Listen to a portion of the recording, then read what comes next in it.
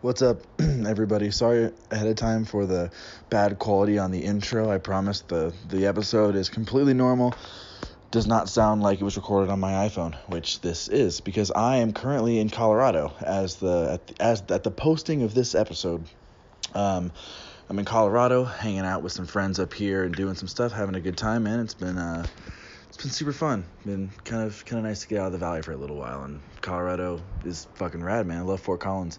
Anyway, so yeah, welcome to the show. Shawn Michael Thompson is my guest this week. He was absolutely wonderful. He is known for, it's one of those episodes, man, I just had him on because it's fun, and he's a really cool dude. I really enjoy talking to him, and he's also the creator of the Arizona Musicians Exchange for pretty much, any musician who is from Arizona who listens to this podcast. I'm sure you're a part of that group, or you left because it was too fucking obnoxious at times.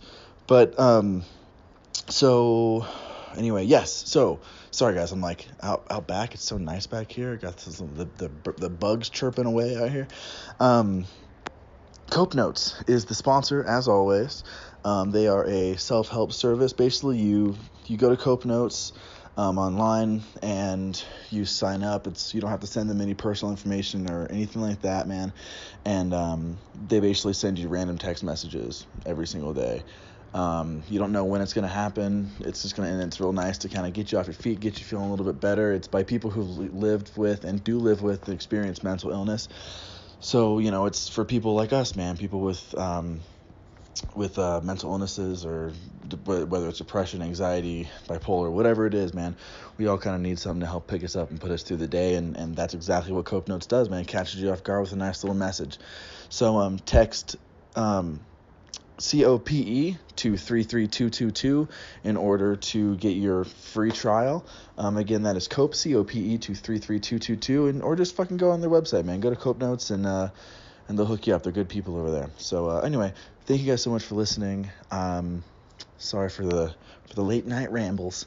Enjoy the show.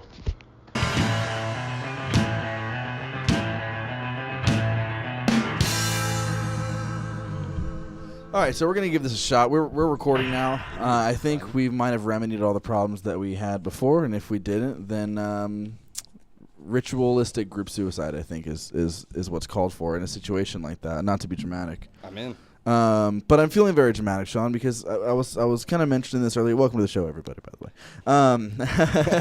Well, my guest, Shawn Michael Thompson, who creator of the Arizona music scene, Arizona Musicians Exchange on Facebook. How did I forget that? I've been a member for years. So welcome. We were talking about this earlier, and I wanted to wait until we started on the podcast. For those of you who have followed my Instagram stories and whatnot over the past few weeks, I recently lost 4 wonderful episodes that I had recorded, all ready to go, nice and neat and fun episodes. I lost Toso, which was really fun because everyone loved the Toso episode that I did before. I don't know if you heard that one, but people fucking loved that one. Thank you, Rick. Did you hear that one? I did. Yeah. And I saw them with the Kyle Gass project like 3 or 4 years ago. Nice. It was cool. Yeah, so I lost that one, and then I lost. Let's see, who else did I lose? I lost Psycho Steve. Oh no. Yeah, that was a real fucking bummer, because that was a really cool episode. I lost. Fuck. Who else did I lose? Oh, I lost Every Show Joe. And he's a dude who's like known on Instagram and whatnot to just like be at every show. Yeah, exactly. Literally, yeah. He goes to every show and he's a photographer. I guess is how I should be saying that. Oh. Yeah, he's a wonderful photographer. I'm gonna have to look him up. Yeah, he's great. And there was a fourth one, and I feel really shitty that now my brain has just gone kaput on me. But yeah, man, like I lost Limit Club, but that was a long time ago. I'm just gonna throw that into the mix as well because I lost just that into the casualty pit. Yeah, into the casualty pit. So there's technically been 5 casualties of the getting stoked everything. Oh, I remember now. Jalapaz Nelson. I don't know how I forgot. Jalapaz, legendary recording producer. If you guys don't know him, he produced the first 4 AJJ records and their live album. Wow. Yeah. So that fucking sucks. But That does suck. Luckily, these people are cool and they're all down to do new ones. So you guys will hear those. But that crushed my whole world. Like I downloaded so many programs that are aimed to pull your files, because when you delete something, it's not deleted. You can find them. You just have to dig them up with a program. And my program was able to dig up everything except for those. Like, it dug up shit that I deleted in 2016, but it couldn't fucking pull these raw files. Like, we got that dumpster fire 2016 back, but yeah. And the shittiest thing is I can't blame anybody but myself. Like I said, my computer was acting wonky, so I figured I would just delete a bunch of shit. So I found all these old raw tracks, and I was like, oh, I don't need to do these raw tracks anymore. I'm all good. Forgetting that I had fucking 4 that were not even converted to MP3. Because usually I edit them, and then once they're edited, I format them to MP3, and then I don't touch them, and then after weeks go on, I release them. And I guess I forgot to put these as MP3, and I just went through deleting everything, and it said, there's not enough room in your recycle bin for all these files. Are you sure you want to delete these forever? And I was like, yup. And I hit the button all cocksure, and then that was R.I.P. bad, man. How's your week been? What you been up to? Just working. It's hot. It's hot as fuck. I'm so tired, man. It's exhausting. And I mean, come up on the mic a little more. I sit at a desk all day, so I'm exhausted. You're exhausted from sitting in a nice air conditioned room all day? Yeah, basically. Dude, half my job is outside, bro. Yeah, it's fucking bad, man. Mine used to be, but now I'm a supervisor, so it's there you go. Well, what would you have to do before? Walk around door to door and stuff? I was a case manager. Yeah, we went to homes for kids with disabilities, and we would assess for services and stuff like that. It's pretty cool. It's something I'm passionate about. That's good. Yeah. It's good to have a job that you're passionate about. Yeah. Otherwise, what's the point? It's bad, man. It's rough if you don't. But I don't know, man. The older I get and the more time and money that I put into getting stoked, the more I'm like, how much is my soul really worth? Right? I was thinking about that. I almost demoted last year to go down to like the lowest position so that I had more free time to pursue like stuff like this and my band. Sunbleached. Yeah, and Sunbleached, yeah. And like I do Slender Man. Yeah. So Slender Man. Oh man, it's nuts. After we broke up, that band gained like 20,000 likes. Really? Yeah, because of the character. Oh, you were in there, right? Yeah, that's right, too, because I think it was 2009, Nate, 2010. I think it was Nate, your old singer, who explained to me what Slender Man was. It wasn't a super popular thing yet. Mm-mm. It wasn't crazy pop culture yet. Yeah, no, and then a couple years later, kids were stabbing each other over it, and it's like, come on, really? It's a cartoon. I know. Well, that's what happens. Yeah. I mean, do you remember the clown thing? Thing. Like the epidemic of clowns across the country. Yeah. Was it last year or 2 years ago? Yeah, right before It came out. Supposedly. Oh, it was during the hype of the. It was while they were making It. That's right. Yeah, because people were talking about how it was like a hoax. Like clowns weren't just appearing places; it was supposed to promote It. Mm-hmm. But whether it was a hoax in the beginning or not, it became a real thing. Oh yeah, it was creepy as hell. Yeah. I loved that. I remember people complaining about that, and I was just like, this is fucking awesome. I don't know what you're talking about. Like, this is the coolest thing that's ever happened. Well, especially because none of them were hurting anybody. They were just standing there. Yeah, they're just freaking people out. I think there was one that went rogue and actually hurt somebody. But everybody but that guy, or girl, I don't want to, or Z or Zen, I don't want to presuppose. But as long as no one's hurting anybody, it's super. I thought it was super cool. That's a great marketing. It's a joke. technique. It's like at work, we like to put sticky notes on the bottom of the mice so people can't use them. It's hilarious. You see them sitting there at their desk for like 20 minutes, shaking their mouse around, screaming at it like, "Wah!" That's such a beautifully, what's the word I'm looking for? Precious joke. That's such a harmless. Yeah, it's innocuous. Joke. It's not gonna hurt anybody, and then when they do figure it out, it's funny. I worked at an office, and there was it was a really small. Family-owned office. We had like 30 employees or something like that, and we had some trees outside that were going to be cut down. And one of my associates was just a real goofball, and he thought it'd be really funny to put he on a piece of paper he wrote, "These are not the trees you were looking for," just like the Star Wars thing. And I guess the guys who showed up didn't get the joke, and they left. They fucking and he got in so much shit for that because the managers were like, "All right, we had to spend so much fucking money to get these people out here. Now we have to reschedule for a different time. This was the one day that fucking worked." And no. That's awesome. No, one time we stole one of my coworkers' posters. He had like a Joker poster from The Dark Knight in his or whatever the hell the first Batman Begins. No, second one. I was gonna say that's Scarecrow. Fucking plebe. Whatever. I haven't seen a superhero movie since. Really? Yeah, I think I saw the Avengers, the first one. In 2012 or 2013 Something or like whatever that was? Yeah, like I didn't. So, I mean, I'm not really into the whole superhero thing either, but like, dude, like the Marvel verse and all the crazy shit that's happening over the last since 2012, 2013. Right? Like, I don't know, man. There's just so much. Some good shit though. There's so much there though. Deadpool was great. I love Deadpool. That's a lie. I saw Deadpool. Okay. So you saw Deadpool. I saw Deadpool. I have the Iron Mans are good too. I only saw the first one. The newest Tarzan. Fuck, what's my problem? The newest Thor movie is also phenomenal. It's got Jeff Goldblum in it, and he's being Jeff Goldblumian the as whole hell. time. Yeah. Yeah. See, no, I never even saw the first one. No, I didn't either. But Thor is a handsome son of a gun. I had no interest in seeing any of the Thor movies. But yeah, Chris Hemsworth is great. I like Chris Hemsworth in Cabin in the Woods a lot. Yeah, that was great. See, God, I love that's that more movie. like I've seen that. Yeah. I've seen all the horror movies for the past 10 years. Yeah. Like, but I don't know. There's something I've lost that.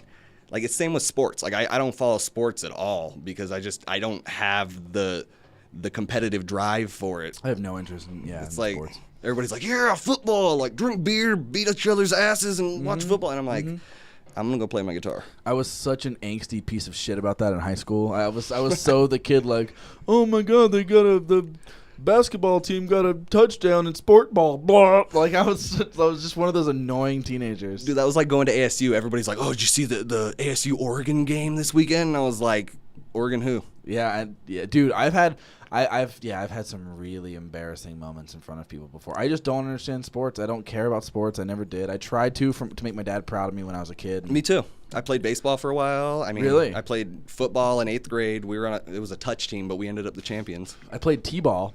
Played t-ball for a bit. And I sucked so bad that they put me in the outfield. Do you know Me too. how badly? Yeah, dude. Right field. Being in the out. I don't remember which side it was, but being in the outfield during t-ball is one of the most excruciatingly boring and like existential crisis-inducing moments of your life. Dude, most of the time I had my glove over my face playing with bugs. Oh, yeah, see what I would do? I would make play with grass. Yes. Yeah. I would make shapes. Weave it and shit. Yes, I would make shapes in the grass with my feet. Yeah, me too. And, dude, it was completely stand in the complete different direction. You're like, oh, what's over there? Oh man, it was fucking. Like I really wish I was at that playground. Oh, it was so bad. And so yeah, they did that. I did basketball for a few years. My parents just wanted me to have an extracurricular, and this is before I played drums very often. Yeah.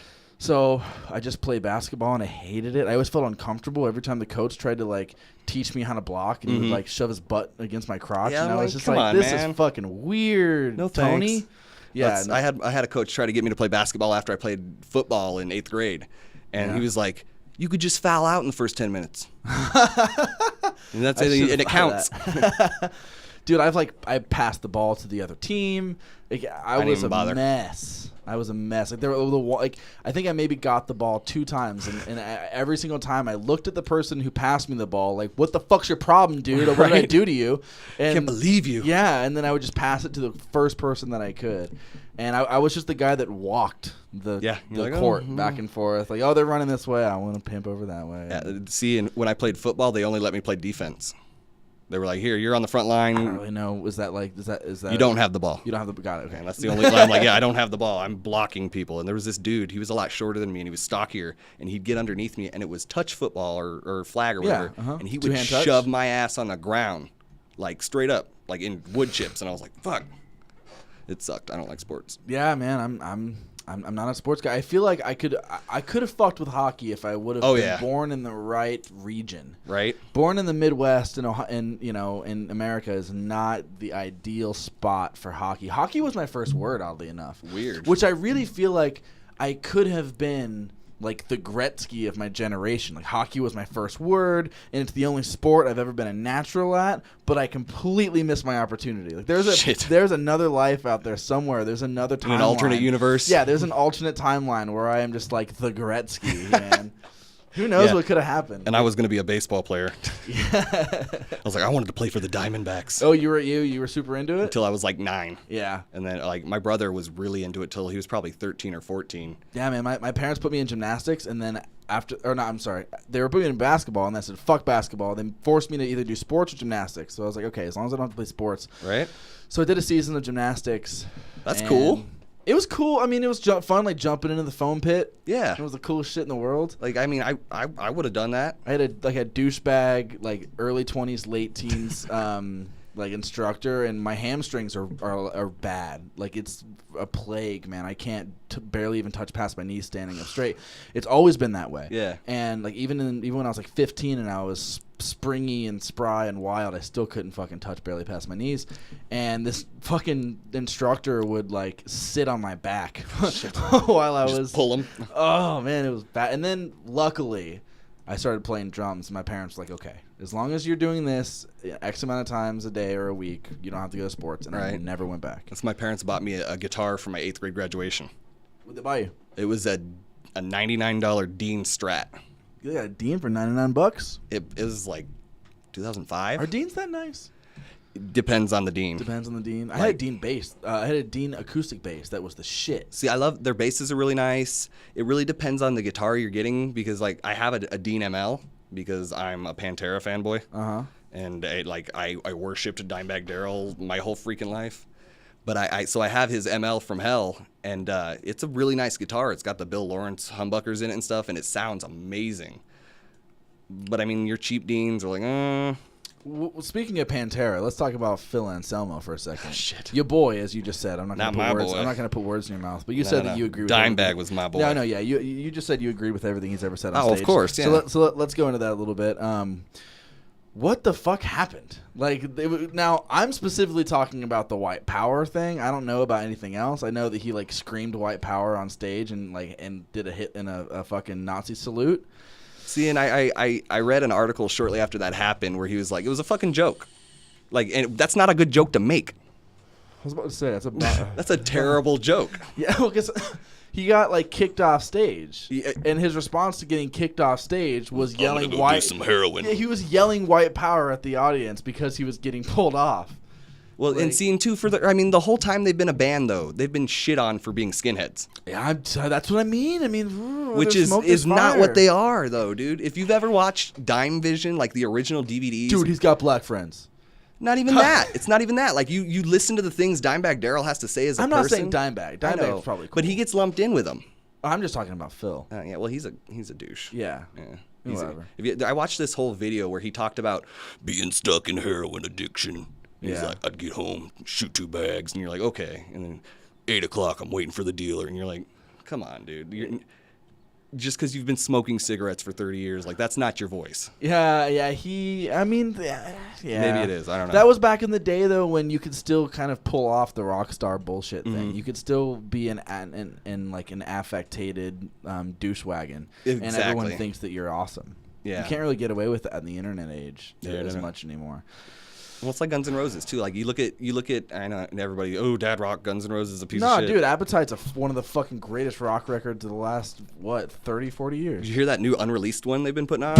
I skipped that one. It's called Shadow of Your Love, and it sounds like it came from Appetite. It's like, well, because it was recorded, it was a B-side for Appetite, and it's not bad. Oh, it's an unreleased but it's Guns song? N' Roses. Did yeah. they re-record it, or is that No, they just released Oh, it. cool. I'll Like check that Pantera out. did that a couple years ago with a song called Piss.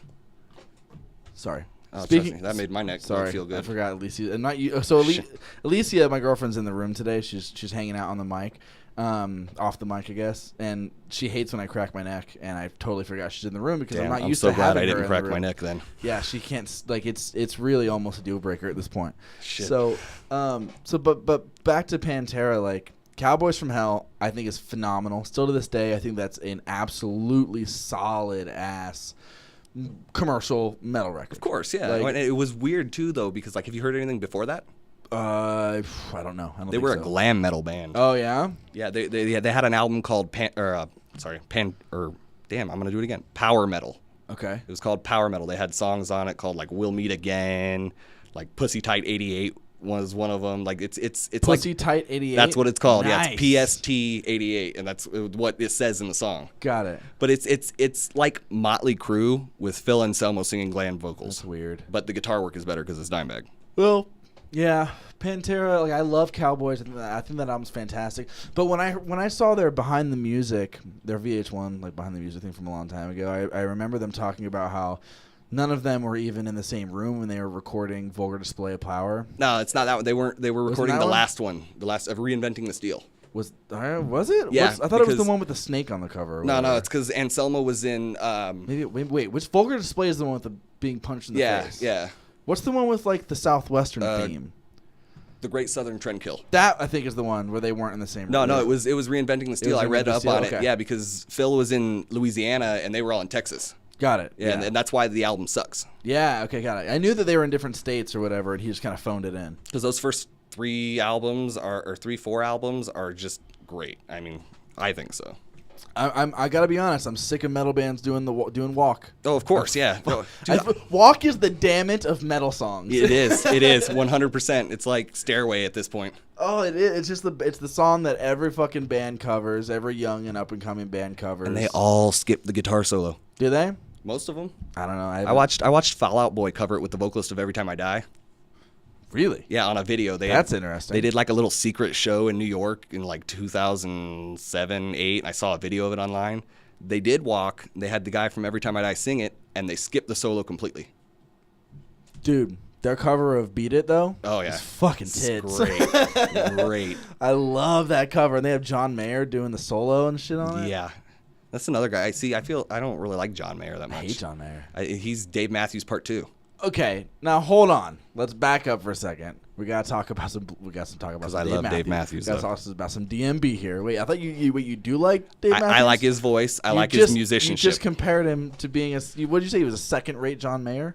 No, I said John Mayer was a second-rate Dave Matthews. Oh, yeah. Okay, I'll accept that. See, the thing is, Dave Matthews Band flourishes because his band is so fucking good. Oh, they're amazing. It's like Matchbox 20. Every person in that band can write music. Those albums are so boring. Everyone dude. says that, but I grew up on that stuff in the 90s. Like my parents. Dude, I don't know, man. Something about Rob Thomas. No vocalist. I'd let him take me. No vocalist in the 90s could end a phrase without going at the end. Besides Scott Stapp. What are you talking about? That was all Scott Stapp. That's what I'm saying. Yeah. Dude, you know what's the best thing ever is there's a soundbite out there of Henry Rollins calling Scott is it Scott Stapp or Scott Strapp? Stapp. Yeah, he's calling Scott Stapp a bitch. It's awesome. He was talking about. Might have to make that my ringtone. Dude, it's awesome because he's talking about Alice in Chains and how great his voice was, and he's lame. like, and he just like that here. He's singing. What does he say? He's singing from the other side, and that's why when you hear people like that Creed bitch do it, it just offends. Dude, did you see that video he posted a while back where he was like in a hotel room just cracked out of his mind talking about talking about suicide and shit? Well, talking about how the government was coming to get him. Like the IRS is after me, guys. And he's like licking his lips and shit. Like it was disgusting. Oh man. Disgusting. Yeah. Well, you know, I'm sure his fans will welcome him back with arms wide open. Well, I mean, God damn it. That was perfect. Oh, sorry. Had to swing in there with a bullet. That made my heart smile. No, yeah, you're good. You're good. Anyway, yeah, Creed. Do you know what? No, we're not gonna talk about that. Let's not. Creed, yeah, Creed is one of those bands that I'll go back to listen to every once in a while. I'm glad I'm not the only one. Yeah, I'll go back and listen to them just to be like, yeah, because motherfucker, I have the most amazing Spotify playlist that I will share with you that no one but you will truly appreciate. Okay, actually, let's just jump into that real quick. My phone. 1 second. Okay. So check this out. I'm gonna pull it up on here so that I don't make the computer lag. So, we're talking about all these bands, and my phone's gonna die in a second. I'm not gonna read them all off because, dude, there is so much music on here. So it's 8 hours and 6 minutes of music, nice. But it's called Matt Slusser's epic but ultimately lame musical childhood. So it's all of the. What I tried to recreate was basically alt rock and pop radio, mainly alt rock. There's only a few pop songs on there. Alt rock radio from basically late 90s, early 2000s. Early 2000s. I feel you. So I have one. Possum Kingdom by Toadies. I had that one. I got Goo Goo Dolls, Bowling for Soup, Outcast, Theory of a Dead Man, Hinder, Shinedown, Fountains of Wayne, Jimmy Eat World, Pink, the Ataris, Boxcar Racer, Yellow Card, Three Doors Down. But wait, when you go down to like towards the back end of it, because the first ones are kind of the obvious ones. Then you go back to you got like Paralyzer by Finger 11. Or when that song was like, that was the number one song on 98 in like 2008 or 9. Oh, maybe. Before that, it was like 6 You're right. 7, It was probably. But I remember like, really, this is the top song. Dude, Hey Man, Nice Shot, Filter. Great song. Got some good ones on here. You Ought to Know by Alanis Morissette. That's a jam. Flagpole Sitta is a jam. Also a jam. Found Out About You, Jim Blossoms. There's some other shit though. I'm trying to find. Crash Into Me, Dave Matthews Great Band. song. And What Would You Say? Wow, I got two. Two for on the Let Dave me ask Matthews you something. Band. And Velvet Revolver. Because I've never looked up the lyrics to Crash Into Me, but in the bridge, is he saying, "I'm the king of the castle and you're a regular asshole"? Probably not. It's what it sounds like. Let's I'm find the king out. of the castle, you're a regular asshole. Like, Really? Yeah. I don't never even like paid it. Hold on. Either that or it's my mom's really, really bad misheard lyrics from when I was a 9. Into Me lyrics. So let's find out. Let's go on. Dude, have you listened to the new Dave Matthews Band record? I've not. I haven't really kept up on him. I haven't either, but I'm trying to listen to as much music as I can this year. Yeah. And when that came out, I was like, I gotta check it out. Like, let's Why see. not? Yeah. So let's see. So he definitely says castle though, right? Is that what I'm looking for? Oh no, it's I'm the king of the castle. You're a dirty rascal. Oh shit, that's not as cool. Oh no, that's like a Disney-fied. It's like you're a Kids Bop. Yeah, that's Dave Matthews Band. You're a rascal. I don't think there's any band as a kid that I hated more than Dave Matthews Band. My babysitter Really? my babysitter would play Dave Matthews Band in the car, and I was always like, "Oh my fucking god, I hate his voice. I hate this music. It's so safe." But I got older, man, and I think like 2021, I picked up what's that first record called? I don't ever remember the name of it. Okay, well, I always forget it. But that first album that has What Would You Say on it, the opening track, and I was like, you know what, I'm into this, and I got like 3 Shades Whiter. I ended up like creating this, like I had khaki pants and loafers suddenly. That's part emerged. of my like just recently I just did my ancestry. Okay. And I was like, I gotta find out, what am I? Because like for years I was like, I'm Irish as fuck, dude. Like the sideburns, like I can't grow a mustache. And so I do my ancestry, right? It comes out, it's like 42% Western European.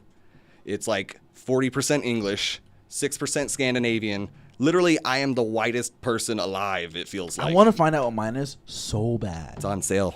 Oh, that looks amazing. I dig that, actually. Oh, hell Sorry, yeah. Alicia is doing a drawing, and I think it looks really cool. That's way cool. Perfect. It's of Baphomet. Yeah. The purple. The purple. The purple. There it is. There's the first word she said so far. Purple, man. No, the purple worked. You said, you did say purple. It didn't have to be an intense purple. No, it didn't have to be more an like a intense violet purple. kind of. Yeah, it's not. It's not like a fuzzy purple. Yeah. Mushy purple. It's not like a Joker Mushy purple. purples. So anyway, I go back every once in a while. I listen to shit like Creed, and like, I end up finding myself forgetting that I'm listening to it because it doesn't actually repulse me as much as I would hope that it would. You're sitting there and you're like, court is in session. Yeah, the verdict is in. Like I do, man. I really like just fall into my own prison. Like I just can't get out. This town is like that. No, it was my uncle's favorite band before he died, so it's got like a soft spot for me. He died. He crashed a motorcycle drunk in like 2001, and he shouldn't have been on the motorcycle in the first place because he was like almost 500 pounds and drunk. Holy shit! And on a tiny ass motorcycle that he shouldn't have been on. What, was it like a little like cafe racer or something? I don't. It was a little ass Yamaha from like the late '90s or some shit, and he was driving down Cave Creek Road, and it didn't turn out well for him. Dude, motorcyclists, I've seen them. It's rough. Out here in Arizona, they just like drop like flies. Dude, tell me about it. My grandmother rode with the Hells Angels. Oh man. Yeah, like hung out with the Hells Angels for years and years and years. Your grandma's a badass bitch. She was, yeah. I mean, she got Alzheimer's a couple years ago and like got diabetes and it got real bad and she's crazier than hell. But she used to hang out with the Hells Angels all the time. Like they knew her by name. She was like AMA affiliated for the longest time and like Yeah, my Uncle Jack used to hang out with them all the time. It was crazy. Like, You they all know, came to his funeral. I dated a girl for a little while, and she had really shitty parents, and she loves the Hells Angels, and she says that that they actually like helped raise her more than her parents did. They're good Like, people, like, to kids. Yeah. They would like give her food and stuff. She had no food. She was just eating like bullshit all the time because her parents wouldn't like bring it out. They were too like fucked up on drugs, and she swears like to this day like the Hells Angels fucking It saved her life, probably. Yeah, I mean they I mean It's she crazy. definitely turned out fucked up, but like regardless. That was because probably more her Probably parents. more her parents, yeah, or having to be raised by her gang. That too. But It happens. but yeah, man, like I've heard a bunch of really amazing things about the Hells Angels, and that's one of those things with gangs, though. Like, of course they do bad things, But they're people, you know. But they're people in their community, and communities are so fucking important. Yeah. Like even Michelle Rope. Fuck, what was her name? Michelle Roper, I think it's Michelle Phelps, whatever. It's one of Fred Phelps's like cousins or kids or whatever from the Westboro Baptist Church. Oh, okay, yeah. She was on Rogan, I think, last year, and she was talking about how the Westboro Baptist Church, who we all think of as just like the God hates facts Monsters, people, yeah. hate mongers, they were sweet. There was nothing but love. They weren't doing it for any other reason, but because they loved people and they wanted people to follow the truth, what they believed to be the truth. And it's like, it's fucking scary, man. Well, and that's the way I look at it, because I have some friends who are vegan, but they're like very militantly vegan about it, and they're like mean. Ooh, they're your friends? Yeah, well, it happens. Yeah. But I've always tried to tell them, I'm like, listen, you know, I'd probably be a lot more open to that point of view if you didn't walk up and say, hey, fuck you, you're eating meat. Yeah. You know, that's like, approach it. Say, hey. Because I have some friends that, I mean, they approach it and they show you facts. They show you. Can you? Yeah, you should just move away from it or out of this room if you can't gonna get go your home. shit together. But yeah, like it's weird. Like if you're gonna show somebody your point of view, you can't walk up and call them an asshole first. Yeah, totally. Yeah, no, you cannot convert anybody to an argument if you begin being hostile. That's obvious, and most people should know that. But when you have a situation like veganism and passion is so involved, you often forget about any kind of logic or reasoning because you're just so fucking passionate that every conversation is a fist fight. Yeah. Well, not only that, but you gotta. I understand too from their side.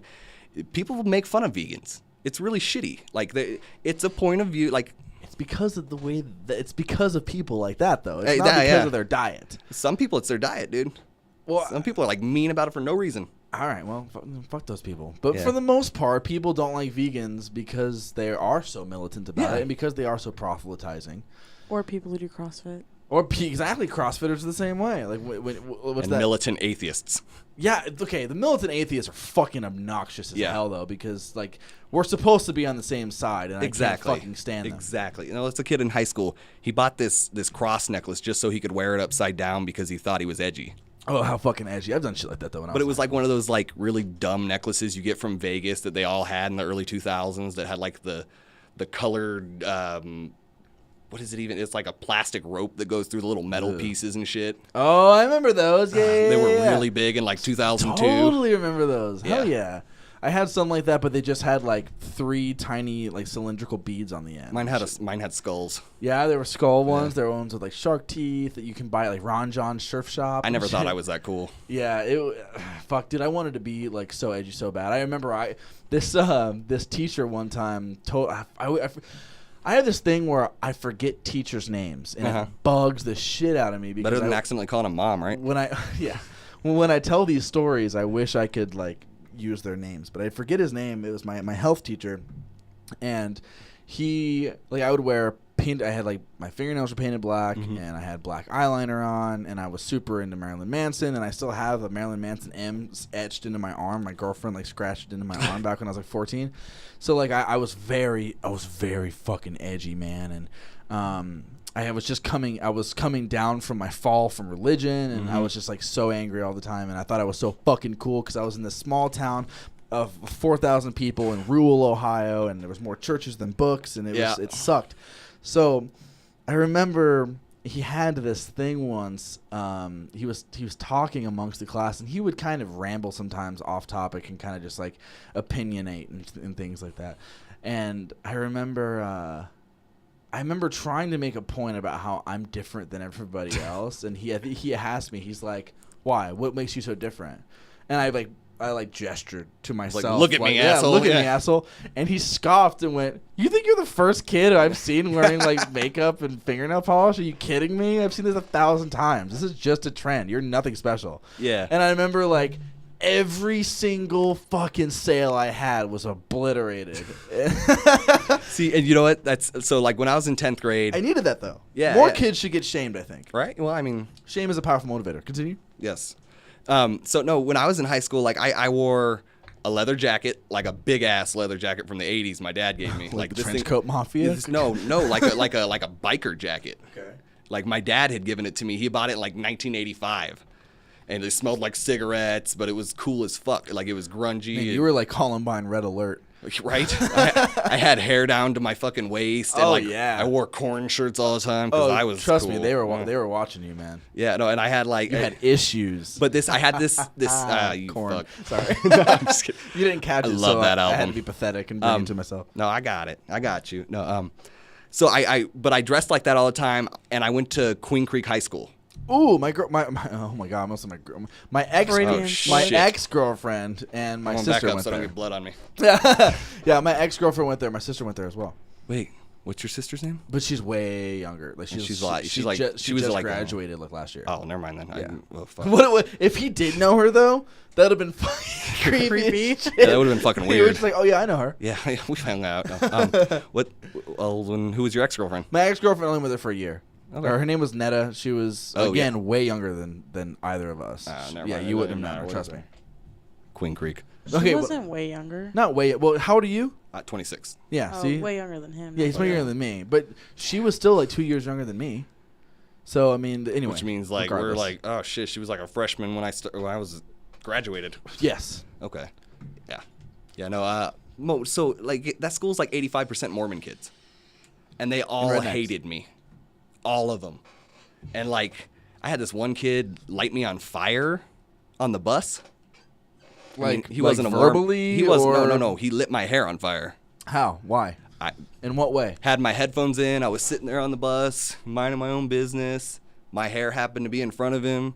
He was fucking around with a lighter and lit my hair on fire. Ooh. And my best friend turns around and goes, "What the fuck?" and started patting me out and slapping me. And I was like, "What?" This is a Mormon kid.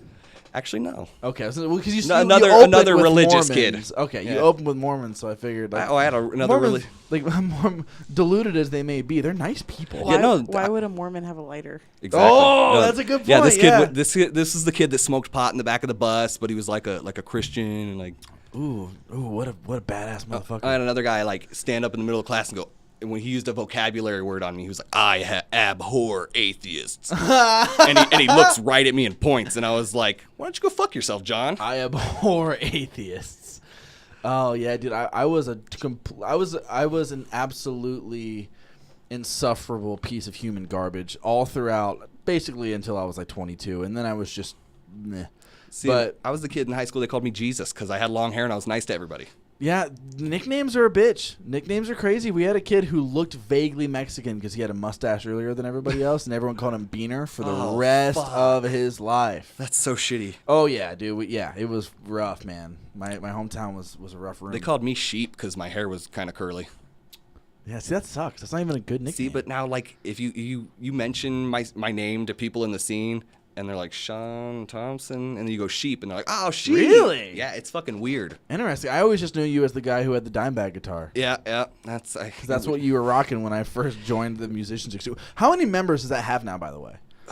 Don't pretend to know. Don't pretend not to know. I know you stay up late at night and look at the members. 6,500 or something. That's it? Something like that. Yeah. All right, I'm going to find out right now. I mean, 'Cause when it's a had, powerful motherfucker. It had like 500 members overnight. Why don't you like capitalize on that a little bit? You should I've make tried, shirts or but something. nobody wants anything to do with it. It's weird. This What are you talking group- about? You get posts like every day. Yes, because it's self promotion for them. But 6,670. see, That's where you're at. I got to delete 4 more. You just passed 666. I got to delete 4 of them. So yeah, man, you get shit on here every single day. Oh, I know, and it's weird because oh shit. Sorry. Now she started staring at me, and I was like, usually when she gives me that stare, that means I've said something stupid, and I was like, have I said anything? Oh shit. bad? No, It's weird because you mention that group and you either get, oh, fuck that group, or you get, oh, I love that group. Why is that?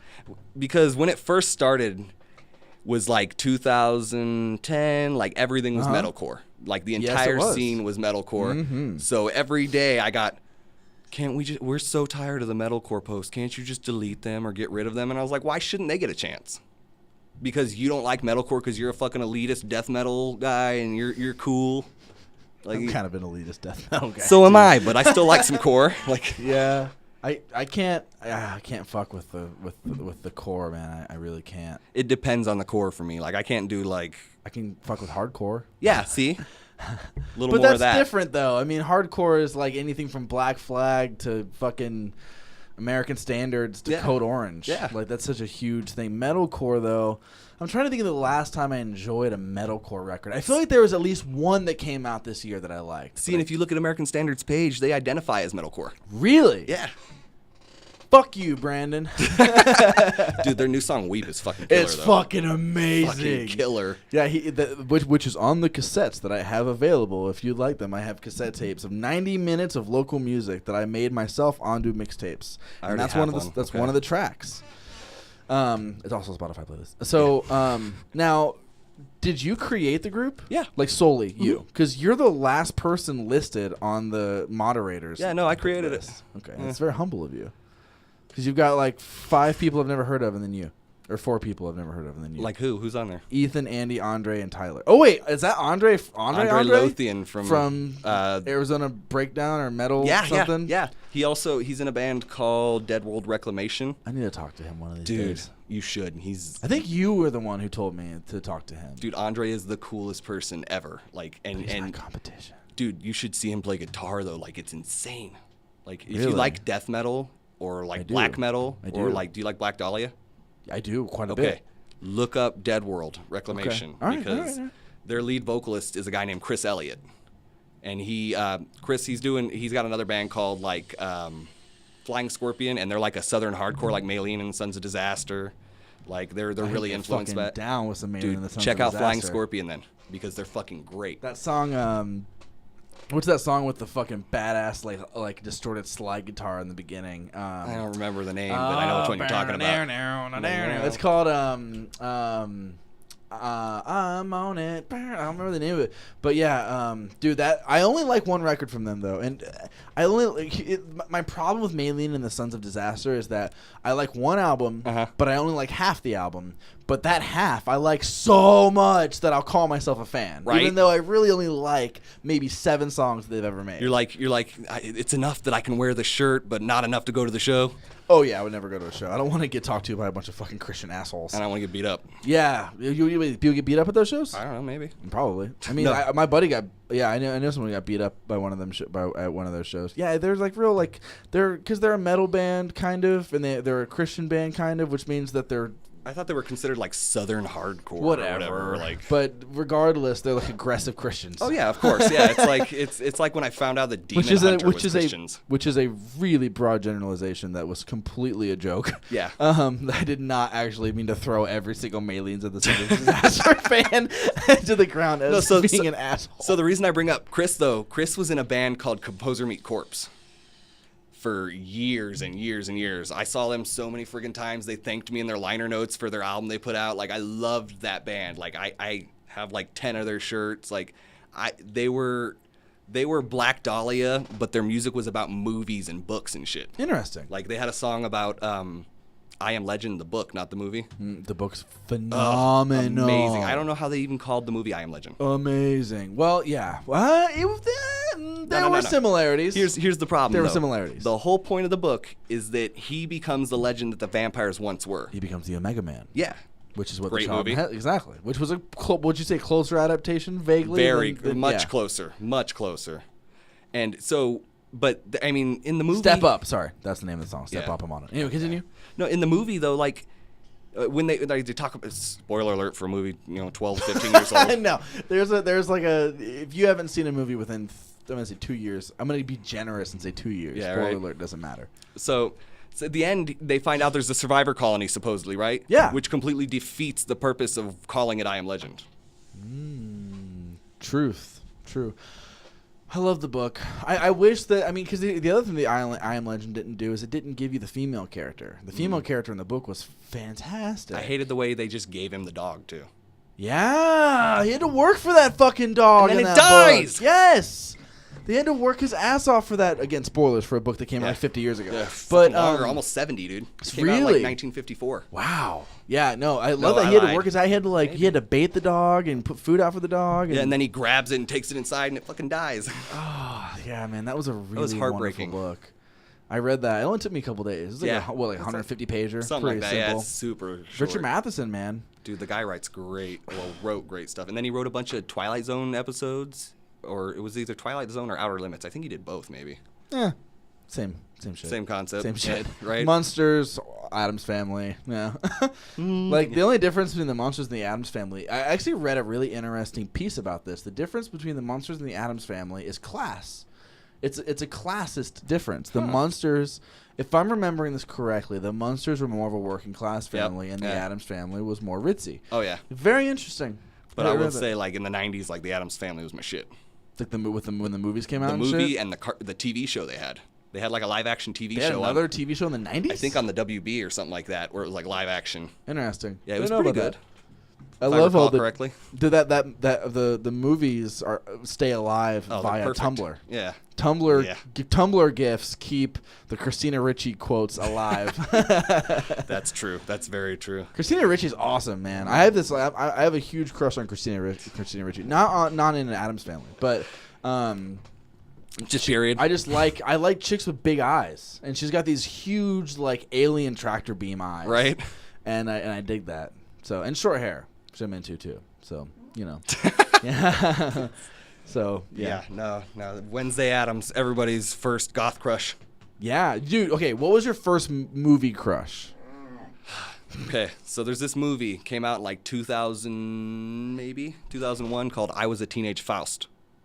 What the fuck? Yeah. What a title. Dude, it was what a title. And it's the story of Faust, but it's this teenage kid. Is it a kids movie? No, it's like a teenage movie. It's like over the head of like everybody, adults even. It was an early 2000s movie, but the main girl in that movie, like, I can't even remember what she looks like right now. What's it called? The Teenage Faust. I Was a Teenage Faust. What the fuck? Yeah, and like the devil shows up in an H2, and like tries to take back everything he got from his deal. Hold on. Oh my god, I found it. 2002 made-for-television film of an adolescent who sells her soul to the devil to achieve popularity. It was directed by... Who gives a fuck? Although the film takes place in Indiana, it was filmed in southwestern British Columbia. Ooh. What the... Dude, this has, like, no info on it. This was a crazy I'm telling you, I indie, saw it, like, directed... one time on demand when I was, like, 10. Let's find this girl. Yeah. And even like, because the story is she sells her soul and she becomes this like really popular pretty girl or whatever, and then even when she like transforms back into what she was still pretty. You know, it's like I don't even know her name, which is the most screwed up part. Wow. Yeah, I have no idea who that is, but yeah, man, that's wow. I really wish you could have chosen a movie that I would have been able to riff on, but that's a weird thing. That's how I am though. Faust. Like shit is like it that. Faust or Faust? I called it Faust because there was a local band called Faustian for a while. Okay, that was the concept of it. Got it. Now he is the one that originated the idea of selling your soul to the demon, right? That's what his whole entire that's why he's known. Well, I mean, the original story is called Faust. Yeah, I know that. I'm just saying that I'm trying to remember the story. That is where we get our like crossroads stories and all of our kind of pretty much. Yeah, like he sells his soul to the devil, and then like in the book or whatever or the book or the story or whatever, like at the end the devil comes back and just massacres him. Yeah, classic. Doesn't Classic happen in that movie. Oh look, I'm on the Wikipedia page right now. Great achievements might be created to a pact with the devil for the numerous European devil's brigades, to the violent virtuosity of blah, blah, blah, to the crossroad myth associated with Robert Johnson, which is what I was talking about. Yep. You know what's really funny is I used to work at Allen's Music Center, which we've talked about before, as Queen Creek, you know, the one music center around. Literally the only music store, like starting like 2008, 2009, right? Mm-hmm. Yeah. So I remember someone. Hold on, is it still open? Huh? Yeah, It's still. I was open? just there. Oh yeah. Yeah, it's under different management, I think. Is it? Yeah. Last time I heard her dad. Well, last time I was there, her dad ran it, and I got fucking pissed. I waited 20 minutes just because they were having a conversation. Yeah, But I also got bad blood because they fired me. So. Well, it happens. I mean, that whole company was kind of. Yeah, I don't want to talk bad about anybody, but I did get fired when I was like 17, and it was under facetious circumstances. I mean, at least you could get a job in Queen Creek. I had really good luck getting jobs in Queen. I worked in Queen Creek like 4 different jobs. I didn't get a job till I was 18 because I lived in Queen Creek. It's because you had fucking hair down to your ass. That's and probably you're, true. And you're, yeah. I mean, I worked at that In-N-Out for like 3.5 There's years. an In-N-Out in Queen Creek? what? How long has it been since you? Of course. I haven't lived there since 2011. When did it open? 2011, right? 2010, 2011, 2012, something like that. What is it, 2018? It's Yeah. 2018. It's June. I stopped working there 3 years ago. But it had been open for how many years? Okay, this is boring for anybody. 2012. who's not 2012. Yeah, see, I moved out here in 2011. We had one down the street. So, it was like, I had someone at that store I was talking to, and we were and some regular. I used to bring my ML in there to get set up on my Floyd. I used to fucking tune up and string up people's guitars for them. Nice. So I was talking to somebody about guitars, and I think it was at Allen's Music Center. Some regular told me. Everyone says that Robert Johnson sold his soul for the devil and that's how he learned how to play better guitar. It's not true. He actually just discovered the slide. Yeah, that's true. And that's actually completely true. Oh, yeah. And you put it in open G and just go for it. Yeah, that's like legitimately what happened. But it was so unbelievable in the 30s. Yeah. That's nuts. He died in 1938. What happened? What happened to Robert Johnson? Well, I mean, it was the 30s. To your boy. And he was a black musician. Unknown causes. Yeah, unknown causes my ass. Huh. Interesting. Satan got him. According to one theory, Johnson was murdered by the jealous husband of a woman with whom he had flirted. Yeah. Wow. That's it. Interesting. I didn't know anything about Robert Johnson other than just like a few of his songs. Or Satan got him. I think that's probably what happened. The Hellhounds. Yeah. The Hellhounds run us dry. Have you seen Supernatural? Are you a Supernatural fan? I got to about season 10 and then it lost me. Wow, you made it twice as far as I did. It's because of the girl I was dating at the time. Same. But No, there's some legitimately good episodes. dude, Supernatural is fucking legit. And Jared I love that show. Jared Padalecki is an amazing actor. Jarpad. And Jensen too. They're both great. They're both great. I just love wish that. they would stop dying. I just can't stand Jensen Ackles Demeanor. Yes, I can't stand his overly dramatic Sam, I'm gonna save you, Sam. That's so fucking much. Yeah. Well, dude, and Jared Padalecki. There's that episode with the girl that's a werewolf. Yeah. And he has to kill her at the end, and he turns around and starts crying, and I was like, I can deal with him. I like him in Friday the 13th, the reboot from Golden Girls? 2009. I didn't see him in Golden I Girls. didn't either. I just know he's in it. I like the references too. Supernatural will make references to other totally shit. do. Because he was in Gilmore Girls, and there's a scene in Supernatural where him and Jensen are on a tour bus through Hollywood, and they're like, "And here is the set for Gilmore Girls." And Jared Padalecki is like, "Yeah, we need to get off here. We need to go." Yeah. To that episode where they switch between sitcoms. Yeah, That's probably one of my favorites. That was with the what was he called? That was with Loki. Yeah. Yeah, when Loki was throwing him all the. I love jokester. Supernatural was a fun show. I'm not Up gonna say until it's a about good season show. 9, 10. Yeah. with the what are they called? The Leviathans come into Yeah, play the and shit. Leviathans, once That was they're kind of in. cool. Yeah, the thing is, once they save the world in season 5. It was like, what else is there to do? What is? Yeah, that's where I stopped. I think I started a little bit of 6, but I think that wasn't that when Dean was in hell or something. Yeah, And I was no. like, Sam's done. in purgatory and he loses his soul for a while, and they have to go back and get it from Lucifer. Roughly Lucifer. around the time Sam starts to really understand his powers was once I kind of started to tune. Yeah, out. I think that's 7 or 8. I Was haven't watched it in a long time, but yeah. Yeah, it's They have 13 or 14 seasons on Netflix right now. no. Yeah. It's still going. They're supposed to. I read something. They're going to season 20. I can believe it. I mean, I'm sure that's a good payday. They film in Canada because it's cheaper. Oh yeah, and they have 10 of those Impalas. I bet I saw some of the back behind the scenes, and they're like, oh, here's all of our Impalas. None of them are actual Impalas. They're all just body kits. Yeah, Except for the one original. the one that they drive. Yeah. Yeah, I look, man. I'm on the record. I like that show. I think Supernatural's fun. Castiel's the shit. Yeah. Oh yeah. Yeah, dude. I mean, Crowley and Crowley's amazing. Yeah, he's Lucifer's amazing. You know what's even funnier? So like the guy that was Kane in the show. Yeah. Kane's amazing. Right?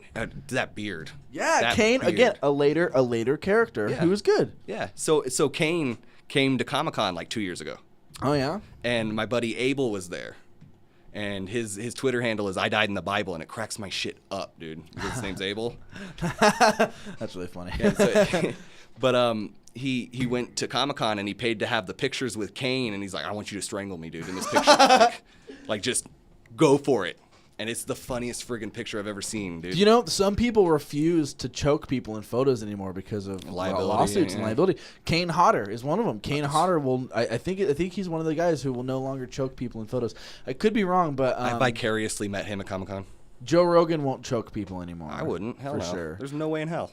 Wait, what did you say about Kane Hodder? I vicariously met him when I was meeting. I met Candyman. Wait, so you met Candyman, therefore you also met Kane Hodder? Kane Hodder was at the table next to him talking to him. I was gonna say, I was like, I walked up, nobody wanted to meet Candyman. No one gives a fuck about Candyman. Okay, so here's why I wanted to meet Candyman. Okay. When I was younger, my mom used to fuck with me all the time with Candyman. It's dude. So when I was real young, she'd be like, underrated movie. She'd be go clean your room, or I'm calling Candyman. And I'm like shit. So she'd go into the bathroom. She'd be like, Candyman. And I'm like, all right, okay, I'll clean my room. So when I met him, it was like meeting the boogeyman. Did you get a picture to show your mom? Not of him, like Mom, I didn't clean my room. Not with him, but I got an autographed portrait of him. It's cool as hell. Oh, but I went up and great. I told him that story. I was like, dude, my mom used to terrify me with you. And then like when I was like 18 or 19, I bought the movie to like face my fears and rewatch it. And he's like, and then you realized I'm a person, right? Like, he's like, that's a character. And he goes, what's your name? And I was like, oh, my name's Shawn. He shakes my hand and he goes, or am I? And I was like, fuck. He goes, be my victim, Shawn. And I was like, that's amazing. Like in the middle of the Phoenix Convention Center, I had chills from head to toe. And I was like, oh no. See, he gets a really, I don't know.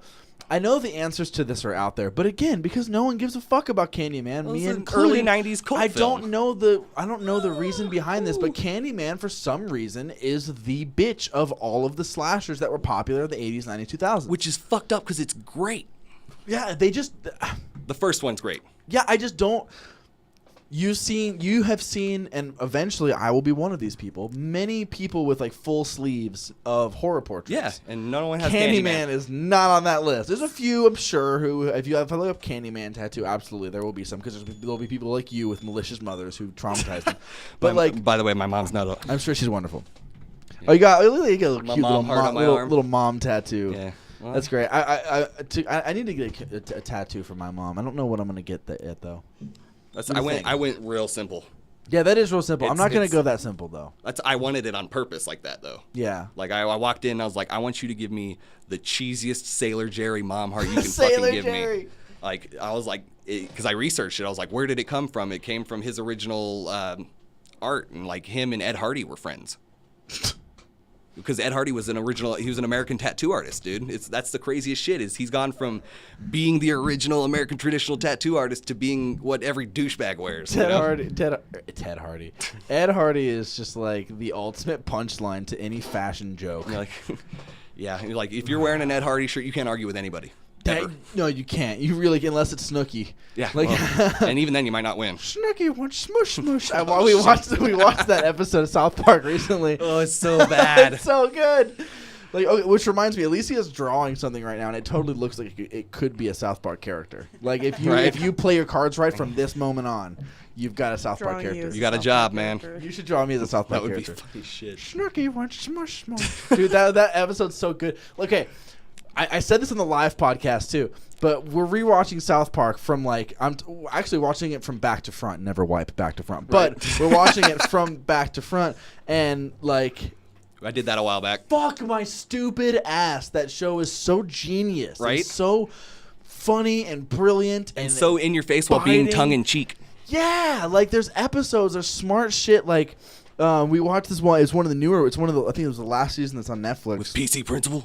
I love PC Principal. I fucking love PC Principal. Come on, bro. I love when Gotta be PC. PC. like when PC principal beats the shit out of one of the kids because he's being like he's being a bigot. PC, yeah, he's being, yeah, dude. Oh god, but like there was an episode recently. It's when fuck, what's Dan's dad's name? Randy. Randy, yeah. When Randy's white people renovating houses. I love that because my girlfriend loves Fixer Upper, dude. I fucking love Fixer Upper, and that's a problem, and I'm sorry. It's a great show. And when I watch the episodes, I realize Yep. that I should be ashamed. No.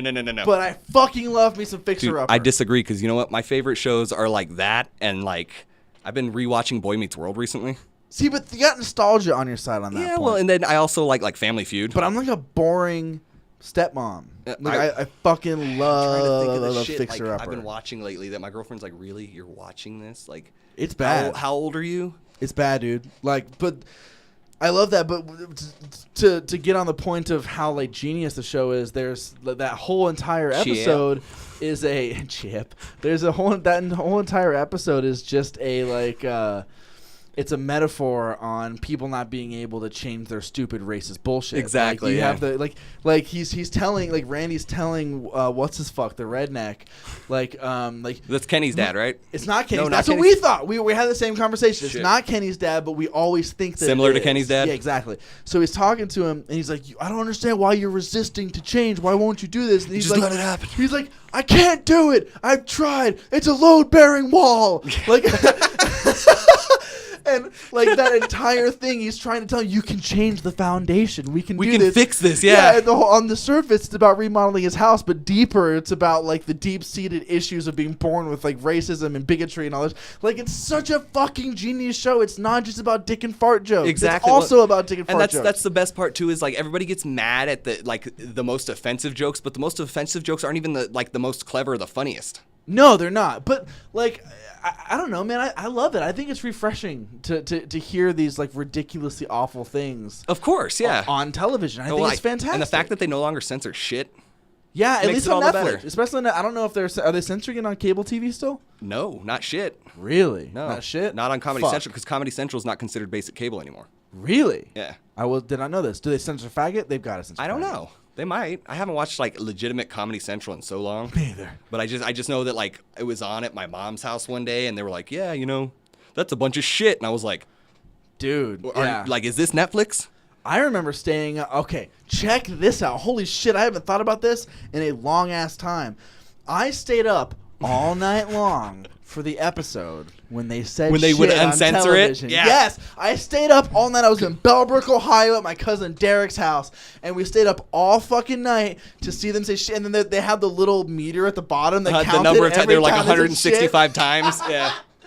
They were Dude, breaking like, a record. Oh man. Or what about? Do you remember when Comedy Central used to do from 1 to 3 in the morning? They would do Comedy Central Uncensored. Oh yeah, Yeah. totally. That's also where they showed Unwrapped. the Girls Gone Wild. Girls Gone Wild commercials. Ugh. Hell yeah, Every dude. young boy's. Oh, dude. Torture. Okay. Now, okay, let's go a little. No, okay, we're an hour in. Oh, The people shit, who are it's listening, getting weird. The people who are listening now, they're in for the ride. We've You have to be at this point. We've weeded out the weak. We can now go deep. So, It's like Bob Saget when he does stand up. He's like, I've gotten there. what is some of the shit? Or what's his fucking name? It could be Bob Saget, but I mean, Or Daniel Tosh when he if does we're- that joke about if we're not careful, we could be the guy from Seinfeld. All right. That guy's name. Jeez, Kramer. Yeah.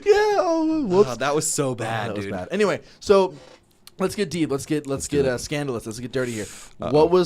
What did you jerk off to when you were a kid? Oh, shit. To like I don't know hide if from I your even want to parents? do this. You don't have to do If this. it's going to be in public. You don't have to do this. I mean, I'm not asking you to jerk off in public, but I'll break the ice and say that I used to stay up all night in my basement with the because I was in Ohio. We had basements back there. Arizona. We don't have them know here. what the It's fuck too a hot. basement is. and too hard. So I would turn the TV down really low, even though no one upstairs could fucking hear it anyway. Yeah. But that's what I would do whenever I was doing something I wasn't allowed to do. You I would turn do it that. all the way down to like 2. I would turn it on and like you 2. could barely hear Dude, it. I watched 8 Mile on like 2. Shit.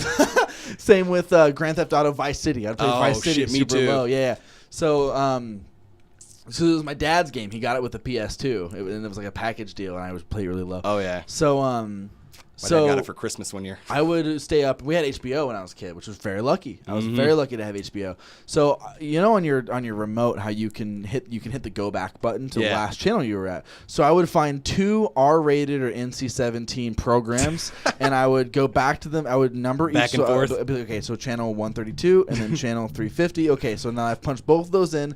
I can hit go back on either of these, and these are the 2 things that I'm going to go back and forth between until I see something sexy. Yeah. So, like. Sometimes I get lucky, and I would have Real Sex, which was, now that I'm an adult, an absolutely brilliant documentary series. Yeah. Of course. And then, like, some crazy, like, sexy indie movie. Yep. But some nights, man, I'd get really fucking unlucky, and it would be between fucking, like, Taxi Cab Confessions and Love Actually. Oh, no.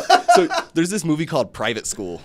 Okay. And I did the same Is thing. that the one with Ben Affleck in it? No. It's like an 80s movie, but it's literally, it's like... What's it called? Private School? Private School. And it's literally like, it's about a private school full of Found it, 1983. girls. Yeah, and there's a lot of naked women in it. Ooh, I can tell by the cover. A lot of them. And like, it was never like a jerking off thing because I did it in the living room where it was like we could watch cable or whatever. Phoebe Cates is the main character. Good for you. That would explain a lot. Good for you. Because Fast Times at Ridgemont my dad High. always talked about Phoebe Cates. Matthew Modine, good for you.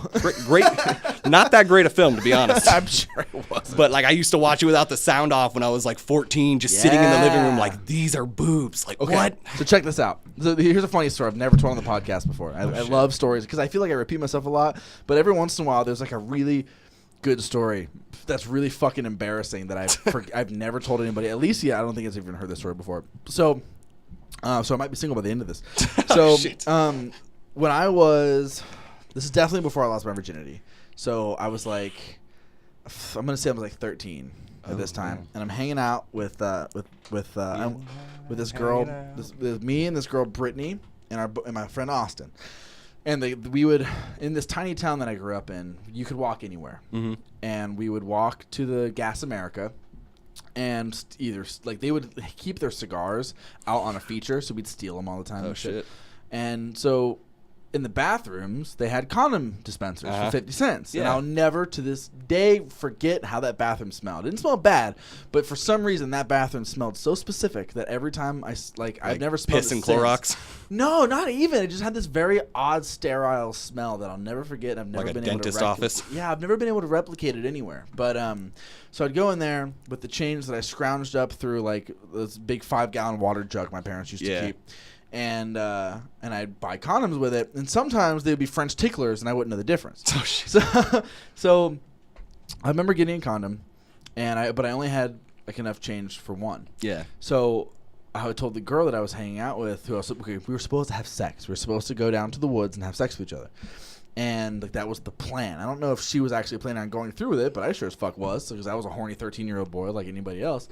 So I was like, yeah, let's do this. So we were planning on going down there and stuff, and I asked her, because there's a scene in Real Sex. I'm telling you, like, everything comes back to shit I've watched. Like, So during Real Sex, there's a scene, I think it's Belladonna, but I could be wrong, where she like gets she like has to pull a condom out of her vagina. Like, it gets like stuck in there somehow. Yeah, I know, it's really weird. I've never had anything like that happen in real life, but I remember they were talking about things that go wrong and whatnot. Mm-hmm. And I from my memory, from being fucking 12 years old, I remember a porn star, I think it was Belladonna, pulling like a condom out of her vagina. I totally just thought that was how they did it. Right. So, because again, I was stupid and young. So I was hanging out with Brittany, and whose last name I won't say. And she, and I remember being, huh? So Brittany, if you're listening. She's not listening. Yeah. So she, we're friends on Facebook though. Shout out to Brittany. So she, I have actually really funny Brittany stories. So anyway, so we're walking around, and I'm talking to her, and I'm like, hey, it's like, I have a condom, but like, I don't have one for you. Oh shit. And her response was, "Fuck you, asshole, ha ha ha." And she like elbowed me, and I was like, "No, I really, no, really, I didn't bring you one." I really don't. And she's like, "God, you're such a dick. Oh my god." And I was like, "No, really, no, for real. I don't have two. I only have one. I could only afford the one condom." And then the girl who I was supposed to have sex with had to explain sex to me. That's okay. Okay, so at least you were like close back then, dude. Like I lost my virginity really early. I was like 13. I was 14 like when I lost my virginity. 18. Well, I mean, good for you. I wish I would have lost Good it for later. you. I was just like I'm ashamed that I had sex disinterested. early. I was in high school. Not only that, I went to Queen Creek High School, and they were all Mormon girls. None of them liked me because I had long hair. They all like. I'm not even kidding, dude. This one girl was like, "Don't touch me because you'll burn." God, wouldn't that just like get you A little bit. I was like ready. Yeah. Like, Yeah. no. But no, dude. I lived in Queen Creek, and my parents were like always like Queen Creek, for those of you who are out of the state or out of the country, I have international It's a listeners, Southwest which is fantastic. It's a teeny tiny redneck town in Arizona. yeah, it's a shithole. We both lived there. Yeah. At one point. But it's like, and not only that, but like I didn't have a car. I didn't have anywhere to go. Queen Creek, there's nothing in walking distance unless you want to walk 8 miles to the other side of Queen Creek. Depends on where you are. Where were you? I was on Ironwood Nocateo. Like You could walk to the Chevron. You could walk to the pawn shop. To they didn't have a Filiberto's. pawn shop back then. That pawn shop wasn't there yet? Not when I was in high school. The Filiberto's wasn't there either. Fuck. Yeah, dude. Fawn Zombie Tattoo was there? We didn't have a tattoo shop in Queen Creek when I lived there. Right. So no, when I grew up there, like I moved there in 2002, and Well, yeah, at that time there was fucking but even when I was in high school, 2006 to 2010 or whatever, like it didn't have shit. We didn't get a Fry's within 10 miles of us until 2008. Like, it was nuts. So like, if you wanted to do something, you had to have a car, or you had to be real good at riding your bike real far. Yes. Because there was 8 houses in Cambria when we moved out there. 8, dude. That's funny to like 8 people who are like, I can't bring it. We're like, we got a really cheap house for... Do you remember, what was that? Again, I apologize to all my international and national listeners. Do you remember that neighborhood that was just, what was it, east of Cambria? It was called like Moonshadow? Moonshadow. I had It was friends called that lived there. Moonshadow, right? The guys in my first band lived there. Do you remember anything, I'm going to see if you know this. Uh-oh. Do you remember anything absurdly annoying about that complex? Yes. What? Everything. Okay. No, just the shape of all the freaking cul-de-sacs. Speed bumps were Speed 90-degree angles. They were. Oh, shit. I was delivering pizzas in 2013, no. and I would have to go to Moonshadow all the time. Eventually, they No. removed them.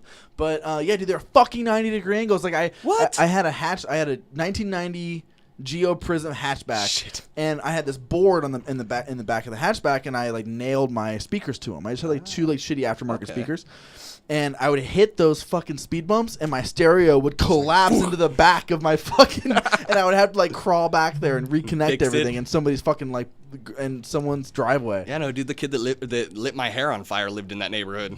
Nice. Yeah. Fuck that kid. And then Castlegate further down, that's where all my other friends lived. Castlegate was a pain in the ass because I worked at the, again, I'm so sorry to everybody, but I delivered pizzas at Rittenhouse Nocateo off the Where at the everything Pizza Hut. was cool, yeah. So I would have to drive fucking like 7 miles southeast to Yeah. get to Castlegate. No one would fucking tip me out there. They either tipped really good or really shitty. Mm-hmm. That's how rich neighborhoods are. Ritzy neighborhoods either tip you fucking like you don't need to be tipped anymore for the rest of the day, Or they don't look at tip you and at they're all. like, listen here, peon. Peasant. Yeah, exactly. So that would happen all the time. They wouldn't tip there. And it was nice because I got to drive all the way out there, listening to whatever I wanted to, and smoke cigarettes. But it also sucked because I wouldn't get tipped. But Yeah, that does suck. dude, I've got like off the mic. Wait, for Domino's? For Pizza Hut. Pizza Hut, that's right. Domino's was over by the Yeah, tattoo because place. Nate worked at Domino's Yeah, I know he for did. years. I know he did. Domino's has weird breading. Yeah. I don't know about you, but every time I eat Domino's, I feel like I'm constantly wiping my hands on my Yeah, pants. it's greasy as It's hell. dusty. It's greasy, Yeah, but dusty. yeah, dusty. It has like this, has like seasoning on it that's loose. So I'm constantly like patting myself. Dude, Nate, when he quit that place, right? It was like 2011. Nate being the singer of his old band, my who old I band's- used to know when I was like 16. Yeah. So we Which played. is funny because he and I have only Yeah, we Sean just and met, I have like, only 2 months hung out ago. a couple times, but like we have a really weird intertwined history. Yeah, it's real weird. But so he quit Domino's in 2011. It was the day of our biggest show. It was like we played venue at Scottsdale, and we opened for Absent Acreage and Cardboard Stereo, and the Schlums played that show. It was fucking cool, dude. Shout out to the guy from the Slums who came to that live show. Jack, yeah. I don't know. I'd never heard of the Slums. It wasn't my time. Dude, they were so good. I didn't get into the Phoenix music scene until like 2015. So my drummer now, it was the drummer for the Schlums. Nice. Yeah, Frank. He's Frank. cool as hell. Shout out to Frank. Frank's great. Frank and AJ, my bassist, now it was the bassist in Slenderman. Got it. Yeah, they're great people. I'm so glad to be making music again with them. Yeah, we should probably talk about that for a little bit. we Now can that do you're that, for sure. because you are in a band. You're Yeah. not here just because I think that you're an interesting fella online. And because I owe you because you came to my fucking live show. Dude, it was great. It was fun. Unlike none of you. Just kidding. No, dude, people actually showed up to that, and it was cool. Before we go any further, I do want to talk about Sunbleached. Okay. The live show, which has been out at this point, it was released the week before this podcast. Oh, I didn't know you released it. It has been for I mean, the I was people there. who've listened. Oh. For the people listening. Okay, that we're 'Cause already this there. is coming out in 2 weeks after we See, recorded. I was like, it. I'm going to re-listen and see if I can hear my dumb ass talking in the audience. Dude, you can't because they're fucking the They're mic. like omnidirectional 'cause the single mics are directional? like, yeah. So but anyway, that episode's going to be coming out the week after this one. Okay. And then this is after that, so it's already out. But I was so nervous because the show was supposed to start at 7. 6:58 rolls around. I'm sweating bullets. Yeah. You are the only person there. Chelsea, who's the guest, comes in and she looks around, and I can't tell if she was looking around and being like, was like, wow, "Oh, it's really shit." hot. I couldn't tell if she was looking around and being like, wow, it's really hot in here, or if she was looking around and being like, where the fuck is everybody? What the shit, Matt? I thought I was supposed to trust you. So I was freaking out. I swear to God, I was 100% convinced it was just going to be you that we did the entire show for. And then at like 7, we pushed it back to 7:30. Like 7:15, 7:05, 7:20, yeah. 7:10. Every seat was filled. Yeah. And I was like, oh, thank God. I know. I was like standing there, and I was like, I mean, I'm here, and I'm gonna listen either way, and I'm gonna enjoy it. But like, fuck. You were my man. monitor. There were like 3 people in the crowd who I constantly looked out to I see know, if and they I were kept laughing. seeing you look at me. Yeah, there was like I looked out at Alicia, I looked out at you, I looked out at Jason, our sound guy, and I looked at the band 0 Degrees North, Yeah. who were were next to me. Who were there next to you, yeah. Yeah. So there was like the 4 groups who I was constantly every time I told a joke, I'd look out and make sure people were laughing. Yeah, dude. You know, 'Cause I couldn't hear because AC was so loud. You know what's even funnier about that though, is that I'm that guy for like a lot of people. Really, good for you. It's weird. Like, Good for you, dude. Like my buddies in the band Westbrook, they moved out to California. Westbrook, I've got the sunglasses. They are like my boys. I love those guys. I messaged them on Instagram that I have their sunglasses, and they never responded. They don't So get on fuck that Instagram a band. lot. I'm just kidding. But Those things are nice guys. shout out to Sean, Kevin, and Josh. Shout out Westbrook, pop punk, right? Pop punk band. I would say they've evolved to emo. Have now, they? Dude. They're like, I haven't heard them in years. dude, listen to their newest EP. It came out a year ago, but Okay. it's like a straight up like indie emo album. It's cool as fuck. Tag them in this, I will definitely do and that. I will listen. But no, it's yeah, dude. So I forgot what we were talking about. Oh, so like Sean, their vocalist used to do it because he's got pretty bad anxiety, and so like he'd call me, and he'd be like, hey man, like this show's gonna be big. Like I need you standing in the front so I can look at you. And I was like, all right, I can do that, no worries. Like, and plus the music's great, so. And I learned new bands, like. Yeah, man, I've gone to plenty of shows where I was the only one there. That's happened before. It's a good time either way. Like the hard part is deciding: do I stand here and be the only guy here, or do I have a drink and sit down? Right. And then they're playing to no one. But like, I've played many a show to one person. I've played many a show to the bartenders and no one on the ballroom floor. So I always wonder, like, does it hurt more to play to one guy, or does it hurt more to play to no one? And one time, Phantom Party, which is the band that I was in. Yeah, they're great, by the way. Thank you. We played Rogue Bar, and we've almost always played Rogue Bar. Shit, to no I one. think I was there. No, you one weren't. of the times that you played. Trust me, you were no? never there. Trust me, no one. Yeah, you. That was a different show. No then. one's ever been there for us. So, No? Really? No, you might have been. Rogue. We've played Rogue at least 5 times. Well, I was gonna say, And did you play with Westbrook at all? There? No, we've never played with Maybe it Westbrook. wasn't that show then. So, anyway, now we were playing at Rogue Bar. We had just got off this really tumultuous tour. Okay. Or it's not even a tour. It was like 3 days out of town. And the more I hang Oh, out, I'd be careful because if you call that a tour, people no, in the I music gotta scene be will honest. chew on you. I gotta be honest, dude. The more I talk to legitimate touring bands, I've never been on tour. Okay, well, here's the thing. I thought I had been on tour, and then I started this podcast, and then I realized I was a bitch, and I've never been on tour. Like you have Sundress and Holy Fawn and all these people on the show. Playboy Man doesn't tour a whole bunch, but I've had plenty. Shit, even like Baseline did like two and a half weeks. Like, Lifelink, it's awesome. Tons of bands on the show have done like legitimate tours, and I'm like, oh, we did like 4 days in California. So we did like 3 days in Colorado. I've never played out of state. It's fun, dude.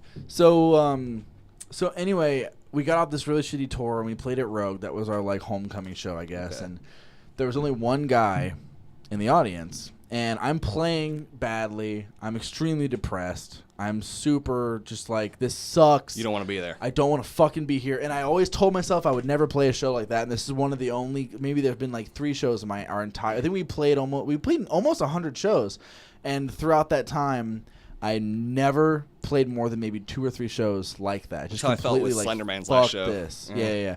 So there's only one guy in the crowd, and he's taking pictures, and I'm just like, fuck whoever, whatever. This doesn't matter. I'm just playing. I don't know who the fuck this guy is. These pictures are never gonna go anywhere.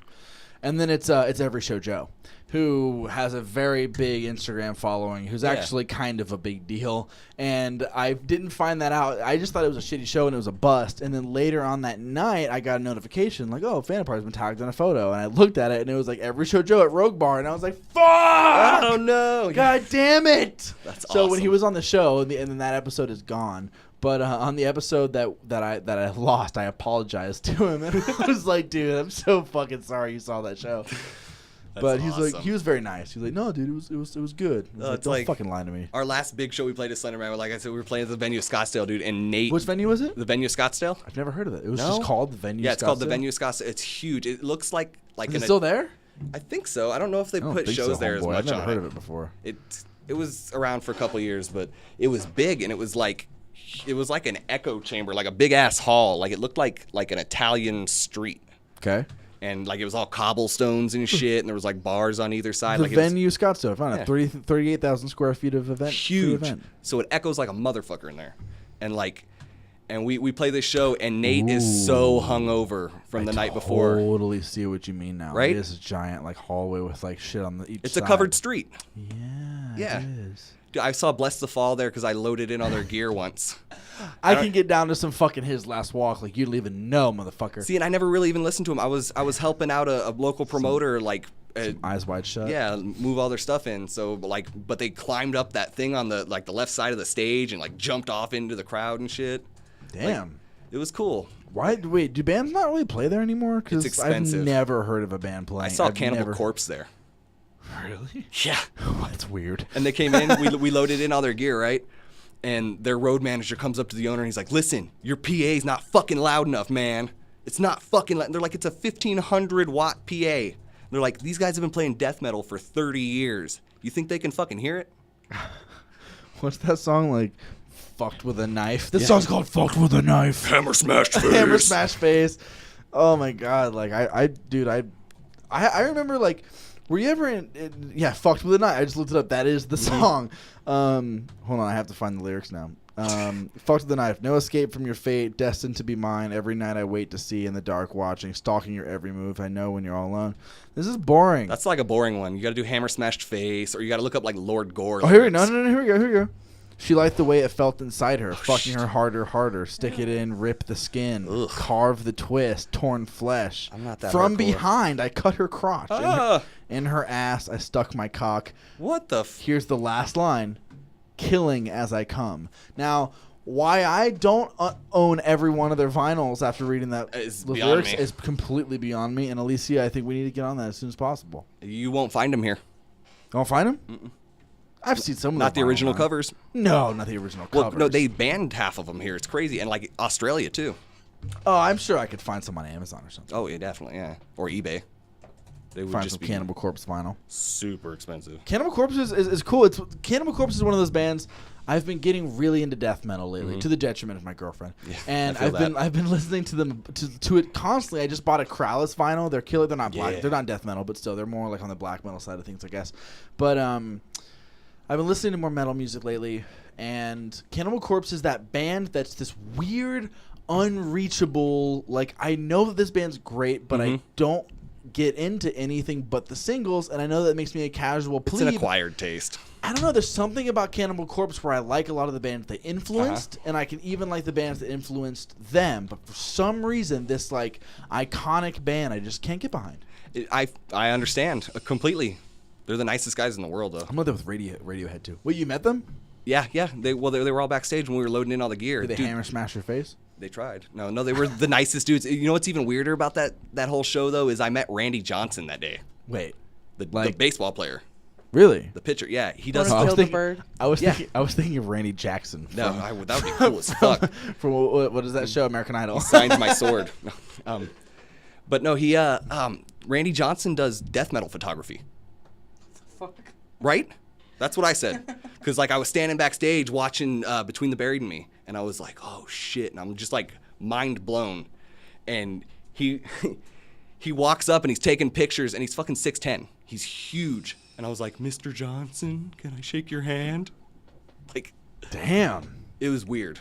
And he was like, yeah, okay. Have you ever embarrassed yourself in front of an idol or celebrity? Probably. Oh yes. Hold on, I got a good Give one it to for me, you. baby. So Oh when I my was, God, he is 6'10".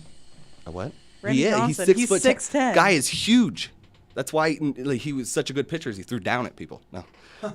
And birds. So in 2000. Oh wait, is he the one that hit the bird? Yeah. Yeah, I said that earlier. 102. Oh, that was 102 miles an hour. legitimately one of my favorite videos on the internet. I'm sorry, Peter. That shit was fucking hilarious. Dude, he was pissed.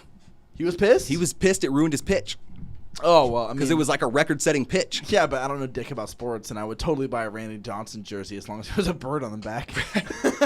No, dude. So Dude, I wanted to buy an O.J. Simpson jersey.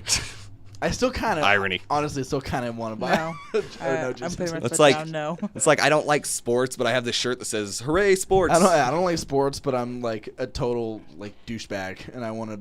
Yeah. I feel you. When I was in high school, man. We're gonna get to that in a second. But I went to there's a Savers in Chandler, Arizona.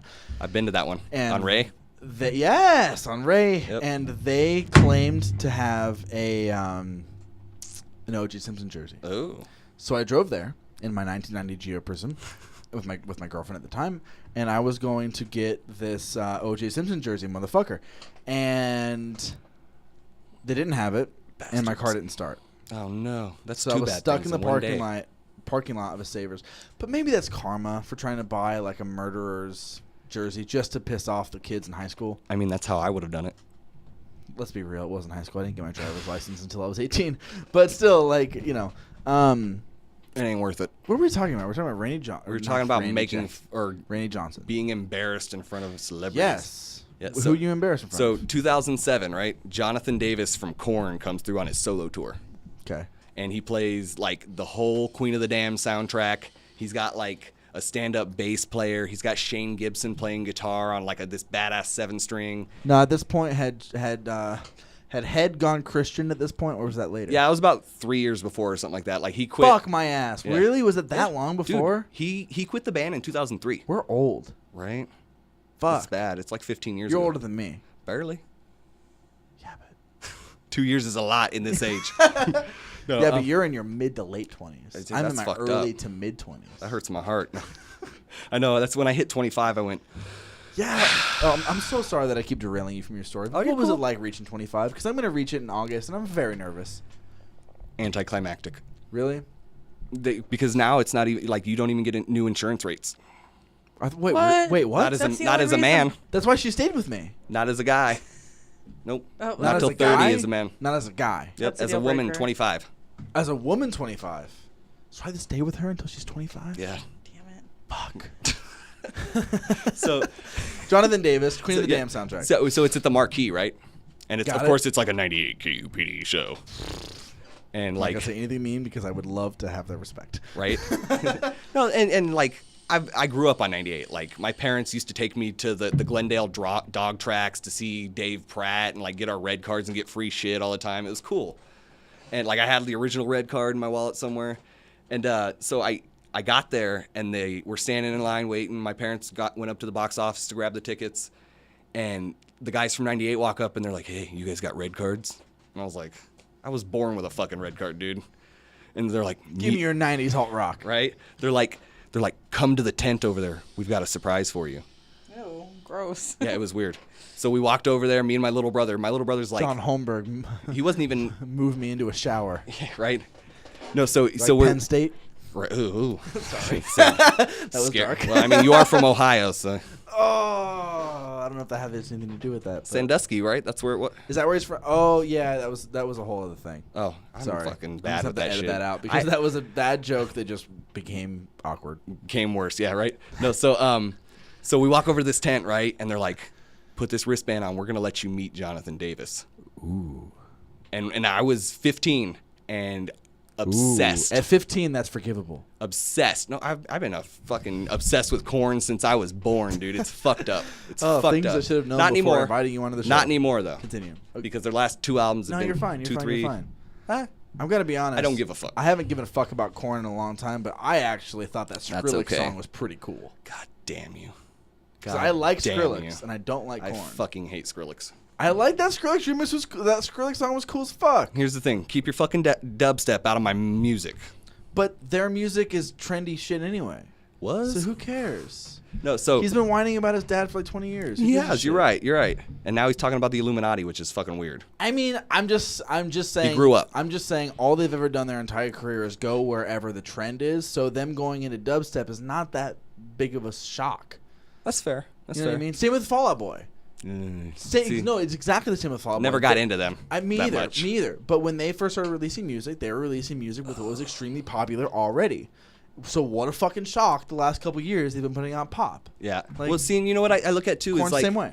I've read a bunch of interviews with him because obsessing as a fanboy. He was a mortician, right? He was, yes. Yeah, I think that's actually really cool. He almost had, yeah, it's cool. He's got a couple of songs he wrote about, like he found this, or well, in the Adidas music video, there's a dead guy in like a bikini because, I like old Korn. yeah, First couple Korn records I can fuck with. my favorites. Honestly, look, when I was a kid, unfortunately, I got into them when See You on the Other Side came out See, yeah. because I was young. I mean, you and me both. You were here's only a couple years So older no, than me. here's what happened though: is like my parents were into Korn. My parents, Same. My My parents' mom- favorite yes. band is Korn. Same. My mom went to see them at Ozfest during the Untouchables. Do we have era. like the same age parents? Same mom?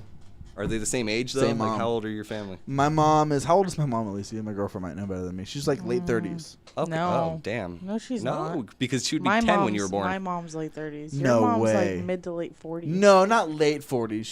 She's like my mom was Love you, born in Kim. 74, I think. She doesn't listen. She's like 44, something like that. No, this your year. mom was born in 1972. How in the fuck do you have that information in your It's the head? same year as my dad. See, my dad was born in 70, So my mom's how old? 46. My mom's 46. Yes, she is. Because mine's 42, Jesus 44. Christ. So she's 46. That means that 20 years So ago they're- she was 26. So they're the same people. So she's basically. like early 20s. But- but- early 30s, late 20s. She was going to see Korn live. But Mine too. my mom's 39 and she's into the exact same music. It's that fucking that group.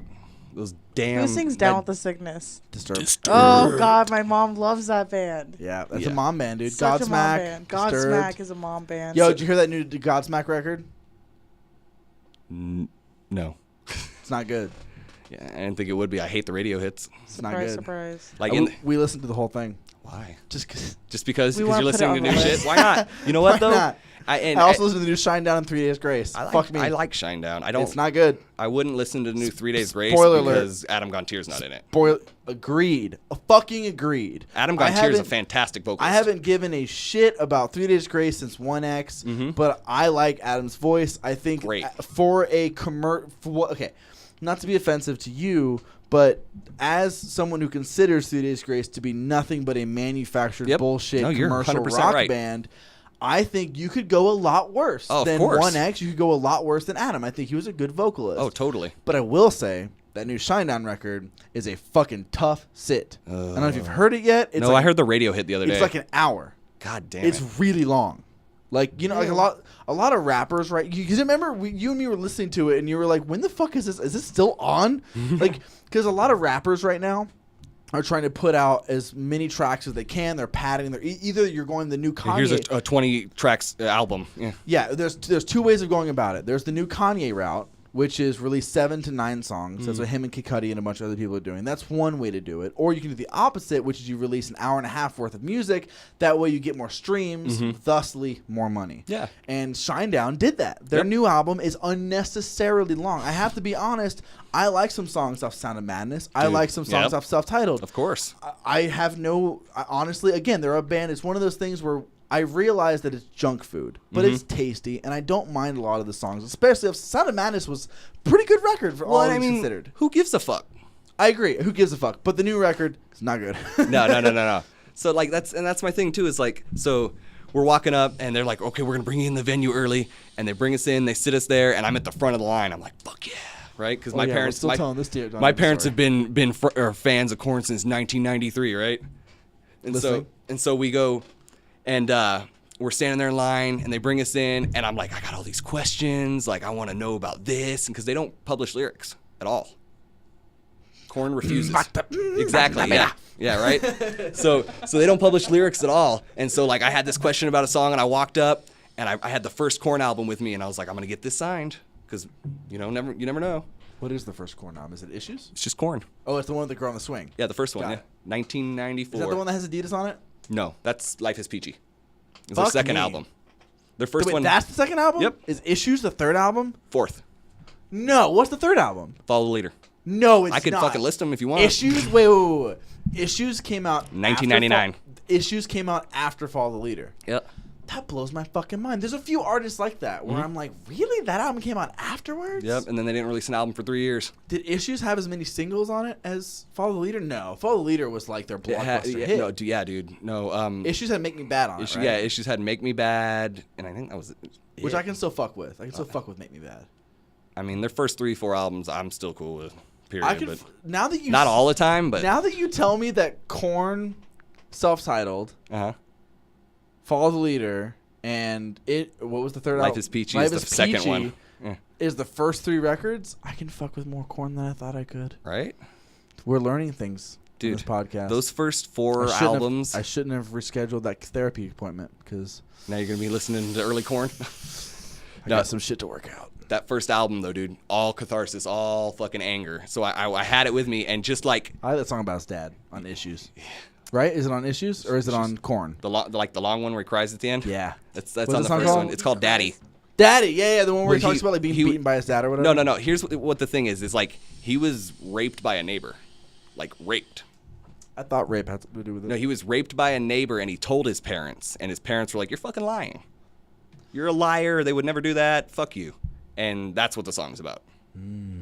About how like they let that happen to him, and then they didn't believe him when he told them. I'm gonna fuck with some Korn tomorrow, Alicia. Dude, I'm telling you, at least that first album. Not happening. It's gonna happen. You get some headphones. No. So we walk back there, and I'm at the front of the line. I'm so fucking stoked, and I walk up. I'm so sorry. This story is so going on. It's so shitty. No. So I walk up, and I hand him the album, and I stare at him for a second. They take my picture, and I walk away. That's it? That's it. I was like, are you fucking kidding me? I didn't ask him questions. I didn't talk to him. I was like, are you shitting me? All right. I one-up you.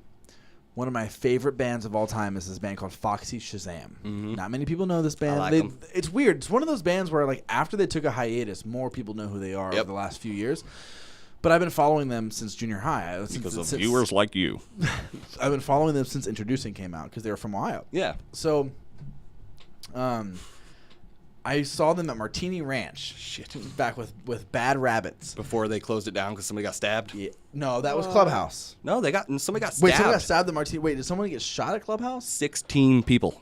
Got shot at Clubhouse? Yeah. No. 16 of them. I thought someone just like shot their gun. No. It was a Nipsey Hussle show. He was a former, I knew he was a rapper. Yeah. He was a former Crip or a Blood or some shit, and 16 people got shot outside the Clubhouse before it got shut down. Wow. Yeah. Holy shit. Well, wow. Yeah, injures 13 people. Holy fucking shit. Yep. I went to the town hall meeting before they shut it down. I was like, no. Okay, well, anyway, so I saw Foxy at Martini Ranch, and Daisy is their bass player, who I've talked to. I've seen them multiple times. Every time I've gone, I always hang out with Daisy, the bass player, and he recognized me eventually, and that was like the greatest moment in my life. So I was talking to him at Martini Ranch, which for those of you who are listening, it's a pretty small venue back in the day in Scottsdale, Arizona. And it was cool though because the back was like open to outside and shit. Right? Yeah, Like, the back was where they loaded in the drums and shit. yeah, it was cool. So I'm talking to Daisy, and he's like, "Hey man, hang around." Like, 'cause we were talking about bass, his bass stuff, and I was telling him how, like, man, I really want to learn a lot of your guys' bass stuff, but it's not on Ultimate Guitar, so like, I can't like learn a lot of it. And he's like, dude, like, it's really easy. Like, hang around, and we'll fucking like hit me up later on, and I'll show you. And I never hit him up after that. Fuck. And I completely missed my opportunity to sit down with him in the back area and learn bass from him. And I will never let that go. I also embarrass myself in front of Henry Rollins. I've done a lot of stupid shit in front of people who I've looked up to. You get nervous. I think I'm You're just like, a I stupid love person. you. You're like, Yeah, like it's one of those things where, do you ever like do so many stupid things that you start to wonder, like, am I just a stupid person? Dude, Am I just that's like how an I felt asshole? all this week. Really? Why? I've You're a sweetie. Dude, that movie Hereditary fucked me up for some reason. Everyone is hitting me up. Like, Dude, Matt, it fucked me up. Watch this movie. Like it like, at the risk of sounding like a millennial, which I am, it triggered the fuck out of me. Really? Yeah, dude. It was weird. Like for like the next 2 days, I just was like weird and sick to my stomach and like just felt shitty. That's and what like, we're doing tomorrow. And like mean. Let's do it. There's like it's so fucking. You felt mean? Like it just like an asshole. Like I was everything that was bad about me Did you was ever coming like out. watch a horror movie or play a video game and do awful things or watch awful things and think this is really satisfying? Yeah. Yeah, right? Dude, that's There's why like I a, do there's it. like a human instinct within us that Well, is just like it's undeniable. We're obsessed with morbidity. We love it. It's great. Like it allows you to. It's cathartic. Yeah, you get that out. You know, it's like That's how I am with horror movies. I'm afraid people think it's weird that I love horror movies. People who know me very well think that it's weird that I'm so obsessed with horror and it's my ultimate passion. People think that that's weird because I'm afraid of everything. I'm afraid of every sickness. I'm afraid of every disease. I'm afraid that anybody who leaves my house is going to die. I am in a constant state of paralyzing fear. Yeah. Yet, horror movies are my drug. Dude, it's like my safe place. I have ADHD, and like it's similar concept. It's like you watch the horror movie and it builds that adrenaline. It keeps you focused on it, so you like want to watch it. It's a stimulus. Yeah, and afterwards, it's almost like it goes away. Yeah, man, it's crazy. It's cool. It's very cathartic. That I feel like that's the best way to justify to someone that you like seeing someone raped and murdered. Well, I mean, yeah. But Revenge rape. revenge. Yeah, revenge porn or revenge. No. rape. Whoa, whoa. I'm sorry. Not revenge porn. I've been drinking a little bit. Not revenge porn. Revenge. It's a good beer. Sorry. Yeah, it is good beer. Yeah. Revenge rape is Rape like revenge. Rape revenge. I'm sorry. I'm Fuck. Not revenge so like rape. okay, Revenge rape. okay. So we're talking That's like I fucked spit up. on your grave. And Yes, I spit on your grave is specifically shit like what I was that. talking Okay, about. or like wasn't American Mary like that? Yes, it was. Yeah. So was oh no, it wasn't. I was gonna say Nurse, but Nurse was just fucking That evil. one, they killed me or whatever. Like about the blonde girl, she gets killed and like comes back and kills them all. Yes. Yeah. Oh yeah. That one was Mila Kunis in that movie or something like that. remember. Yeah. It's one of those ones I was like, Yeah, no, done. rape revenge movies like I Spit on Your Grave are fantastic. I honestly am one of the people who thinks that the 2010 remake of I Spit on Your Grave is actually far superior to the 1970s original Interesting. Grindhouse. I think I've seen both of them, but I can't recall. Well, my problem is the original 70s one is very sloppy. There's a lot I of can see that. the plot is not nearly as focused. It is much more a political and angry statement. It's a feminist. It's a feminist statement, which I completely understand and Of course, agree with. yeah. But the feminist statement in the 70s, I Spit on Your Grave, takes precedence over the plot and character motivation. Of course, and you can't do that. And it's kind of rough. Like, for instance, you have the men, and every time you see the men, they're howling like animals. Obviously, that's a point they're making, and yada, yada, yada. But, like, there's certain things that just don't make sense within the character motivation. And like, for instance, she uses her body and she uses sex in order to lure these men to their death. She cuts the guy's dick off in a Like bathtub. Eileen Wuornos. Yeah, like Eileen Wuornos, exactly. And she uses all these things. But realistically, a rape victim wouldn't do something like that. So They'd be traumatized. exactly. So Yeah. in the 2010 remake, she doesn't do anything sexual. She just fucking brutalizes them. Shit. And it's amazing. It's like Old Boy. I haven't. Okay, Old Boy's one of those movies that everyone I've ever talked to about in my life about this shit has told me to watch, and I've cool. never done it. It's a pretty solid film. Should I watch the original or the Josh Brolin remake? I haven't seen the remake, but the original's pretty solid though. Okay. I know, and I'm American, but I fucking hate reading subtitles. What? Plebe. I can only watch subtitles. I can't. What are you talking about? When's the last time you watched a movie with subtitles? All the time. Well, actually, you watch English movies With TV closed shows with captioning? Well, subtitles. yeah. She loves that See, shit. and fuck that. I'll just turn the TV up. I'm like, I can't do this shit. Like, I used to do it a lot when I was a teenager because I saw my uncle do it, and I was like, this is just, I can't focus. Like, I can't focus on the actual show. One of the things that I really fell in love with her over, and this is very shallow, but she knew what Aku's name is from Crash Bandicoot, the mask that I have nice. tattooed on my forearm. Very cool. And a lot of people just go, oh, Crash Bandicoot. it's so great. Yeah. But she actually knew Aku's name, and I was like, oh, my God, she's legit. Oh, my God, I can't believe she's done the research. She knows his name. Because in no fucking game, at least in the trilogy, the original PS1 trilogy, they never say his name. So I was like, oh, my God, she's done her research. She knows what it is. Come to find out, she watched her older brother play Twin Sanity on PS2, the lamest one on subtitles, and that's why she knows what Aku's name is. Name Aku. Yes, exactly. And the fact that we're still together is wonderful, but Jesus fucking Christ, dude, that's you came on the show. that's fair. Yeah. That's fair though. You know, damn. Do you ever Twin play Sanity. Ratchet and Clank? Oh, Precursor Legacy is the only one I've played though.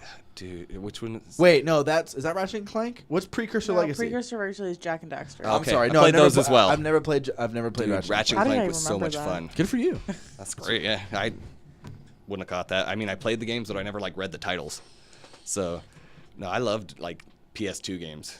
They I had like this- them. I was a Spyro person. See, I played Spyro That's for a what little everyone bit. says. Everyone's like, meh, Spyro. And I'm like, I mean, no, it was Spyro. fun. Okay. The Spyro PS2 games Mm-hmm. are phenomenal. When they had My parents Elijah, wouldn't buy them. they had Elijah Wood and Gary Oldman in the PS2 versions, and they were wonderful. But I bought because on PS4 on the PlayStation Network you can buy the old ones You can and buy shit. the old ones for $5.99. Well, you can do that for Xbox too. It's pretty sweet. But I'm, And the one guy with an Xbox for apparently. Yeah, you are. So Ew. now you. But honestly, dude, I gotta be honest. I just kicked my dog on accident. If you when I was we replayed the original Spyro, I don't know, homie. It doesn't do it for me. It's kind of a rough. I don't like the controls. The controls are weird. And the fact that when he jumped, it was all one level, and he it's kind of hard. It's kind of weird. It's not as fun as Crash. I feel like Crash is way more accessible today. I feel like Spyro is more dated. dude, and Crash. even I feel like Ratchet and Clank was even more accessible than both of those. The gameplay was newer. fun. Yeah, you're right. You're right. And the weapons were super extensive, and then even all the sequels were fun. You know what games kind of sucked were Tomb Raider. Yeah. When I was a kid, the Tomb Raider games kind of hated them. hard. I hated them. And so did Resident Evil. Yeah. The first two Resident Evil games are so hard they're insufferable. Well, not only that, but they scare the shit out of me sometimes when I play them. Yeah, they were scary. Silent Hill as well. I'm was great. bad with I horror love video Silent games. Hill. Fucking dude. Me too. I love horror movies, but horror video games are too fucking real. Evil Within can suck my ass. I can't handle Evil Within. I can't get past the intro. Same. I've made it through in 2 hours of gameplay and I can't do it. What about Dying Light? Haven't played it. Dude, I have it on my Xbox. You might have to come over sometime. It's fucking scary. Have you played Until Dawn? No. I heard it was great, just though. Stay here. Dude, this podcast is going to go on so long. Okay, so Until Dawn is... Can you explain it, Alicia? I think I heard about it. You're like a serial killer, right? Or something? No. So Wrong game. what are they called? I've just explained it so many times. The Wendigo, cannibals. don't give away the plot twist. I'm sorry. Okay, never That's mind. I Pet guess I Cemetery. have to do Just it. cut that out. It's Pet Cemetery. No, so we don't cut shit on the show. So, Until Dawn is you play between 6 different characters, 6 or 7 different characters. It's a lot. Yeah, and I feel like I read about it. and it's Somebody told you me don't about it. do a whole lot of walking around on your own. Okay. What the game's basic function is you're choosing what decision this character will make, and based on that decision decides whether the other characters you're with will die or live, and what will happen in the plot from there. It's basically a choose your own adventure video game. Do they have it for the Xbox? I have it on PS4. You should just stay the night, and we'll play it for 12 hours straight. I have to wake up and go to work. Not tonight. Oh, well, yeah, I'm but definitely down Saturday. for that. The way Until Dawn works is it's built so that you can marathon it. Ooh. It's literally made so that you can Like marathon single it with games? your friends. Yes. Okay, cool. So you sit around with your friends. It's not multiplayer. It's like D&D, but with horror. It's not multiplayer, but you can pass the controller around, or you Sweet. can have just one person who plays. Nice. And honestly, it's almost more fun to not play than it is like to the actually Oregon play. Trail. So what you do is, like, you'll have a thing that pops up, like click this or this, and depending on your actions, your character stats change and the things that happen. Now, it is possible to save all 6 or 7 of your characters. I think it's 6. It is possible to end the game and save everybody. I've played it a few times. I've only managed to save like 4 at most. Ooh. It's fucking hard to save everybody. And you think it's one thing, and then at the end there's a twist, and it changes, and Dude, it's like, just this really cool choose-your-own-adventure style video game. It's cool because it starts out as like a thriller and like a psychological thing, and then it turns into this crazy monster game. It's That's so awesome. good. It's like Jacob's Ladder. I'll never sell Jacob's Ladder. I'll never sell it. I'll always have it. If you want to come over some weekend, have some drinks, Definitely. stay over, dude. Bring your lady. Bring your Oh, lady. definitely. She would love to. We'll do some fucking Until Dawn. It's phenomenal. Yes. No, that's did you hear about the Friday the 13th franchise? What about it? Like, Yes, they're and all no. tied up in court. They're like no new DLC content, no new For the movies, video game? nothing. I haven't played the video game. I don't think like the whole franchise is on hold. Okay, go on. You have my utmost attention. I don't know the details. I just know That's that it. You can't just fucking open with that and then end you're with. sitting in front of a laptop. Okay, yeah, I am sitting in front No, of. but a it's laptop, so- apparently the franchise because of like marketing or not marketing, like copyrights and shit like that. Like they're on hold. Like they can't make a new movie. They can't make new DLC for the game. Nothing. Which is unfortunate because I want a Jason tattoo. I just want the mask. Keep riffing because I need to Google all this. What else did I play? I played another game. Scared the shit. It probably was Dying Light. That scene where you're walking through the asylum and this dude's like sitting in a chair and he looks like he's dead. He's just like leaning back and you're supposed to like sneak past him, but apparently there's no sneaking past him. He just jumps out and scares the shit out of you and you turn the game off and go to your room. But that's me. I like a God lot. damn it. I found something that says temporary hiatus Friday the 13th franchise, and I clicked on it, and I have to be a member to read the fucking article. Ain't that about a bitch? That's a good your- phrase that's not used as often. I love that one. Dude, Blumhouse wants to reboot the Friday the 13th movie series. I think that would be great. Do you know, Alicia, what Blumhouse is responsible for? No. Blumhouse, for better or for worse, I'm not the biggest Blumhouse fan in the world. Some of their movies are great. Some of them are. I'm on record as being very critical of Blumhouse, but they are responsible for horror making a mainstream PG-13 comeback. Yeah. They are responsible for.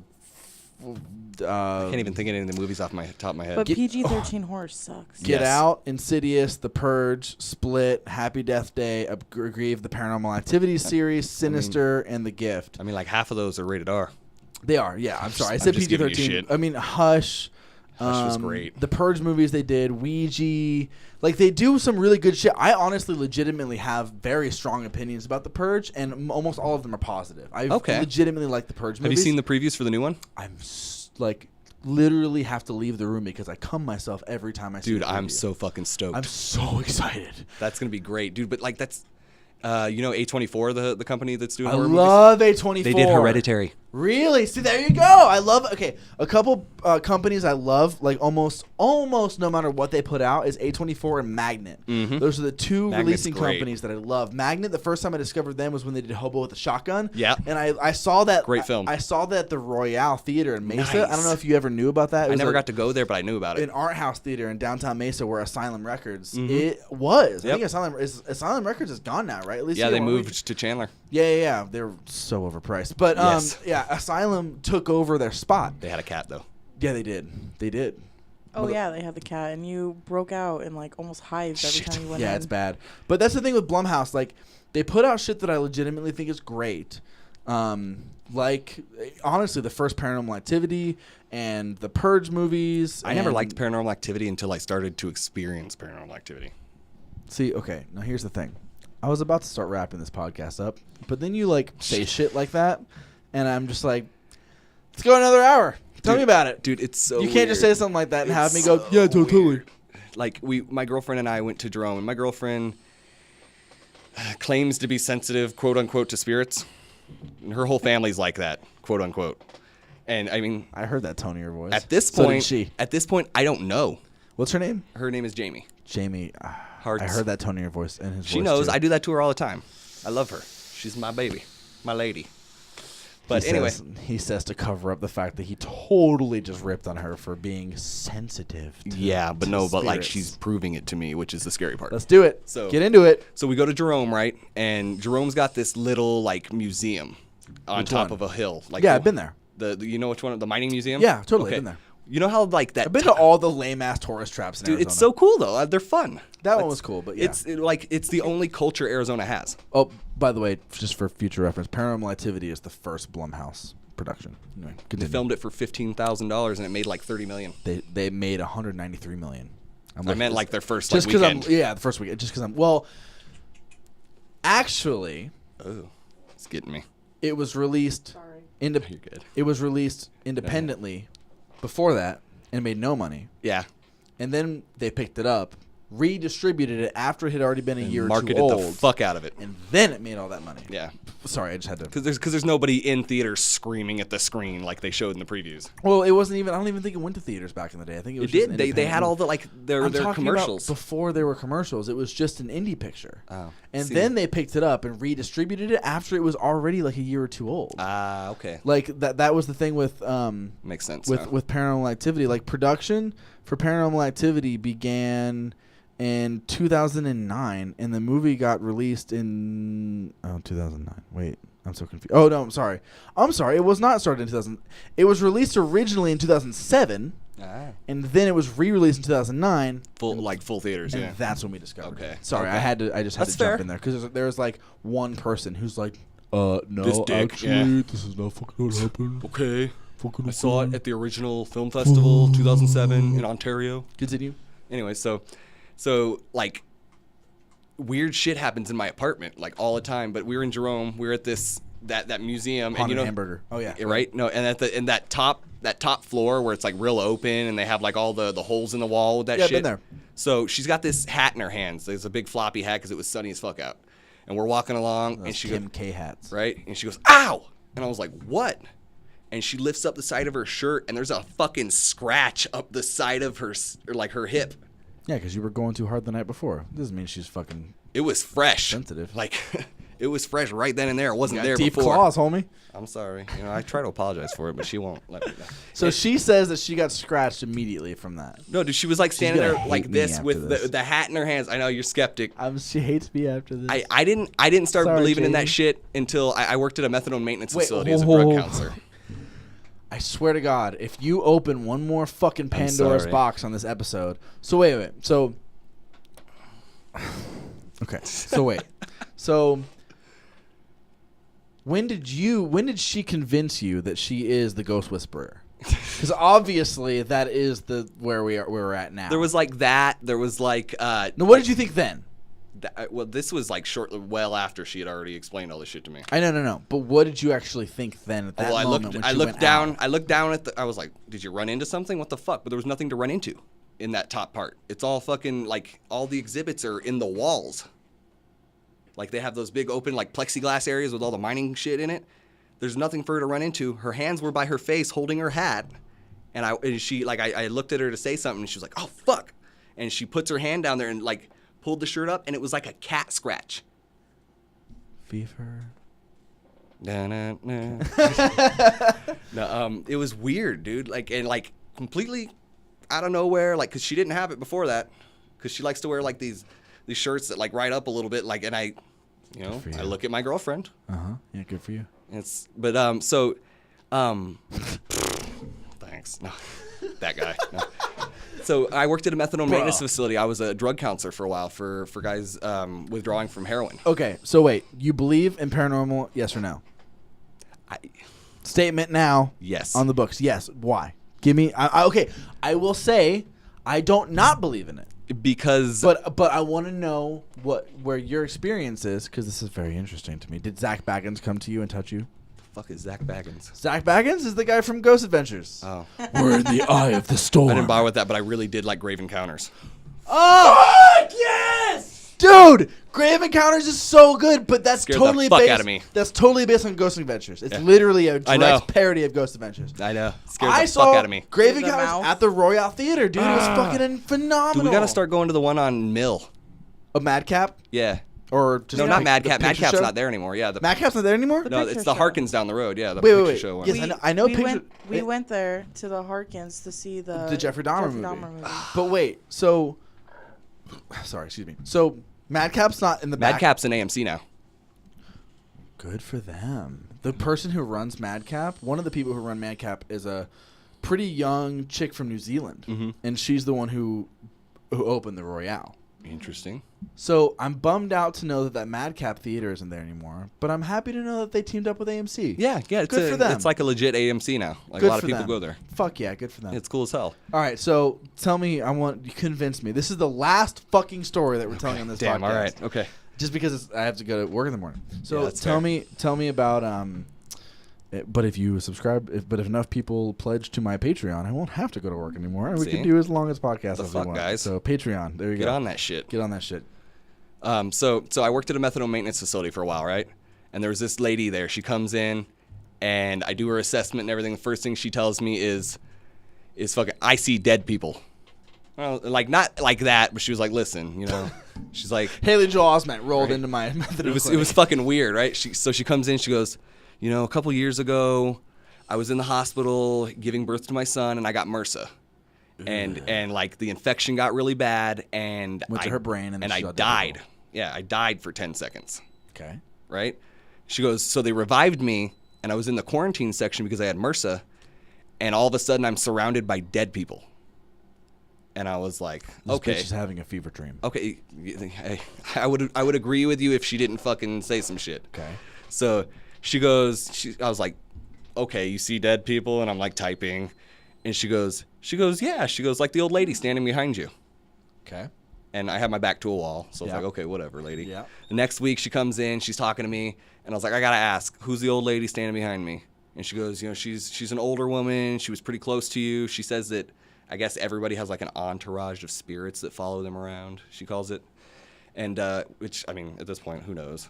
Okay. So far, we're pretty vague. This could fit anybody. Yeah, it's pretty vague. So she goes, it's a way older woman who was really close to you, who died probably in the past 2 or 3 years. Okay. She goes, she's the only one in color behind you. Okay. And she's from somewhere very green. She's like, I don't know what she is to you, but she's really important, and she's from somewhere green, and she's really vibrant, and everyone else is in black and white behind you. Okay. And she goes, there's an old guy to the left of her who's in like 40 civilian military gear. Okay. Probably. So I'm like, well, you know, So far, this could fit just about any right, old right. person. I feel you. No, trust me.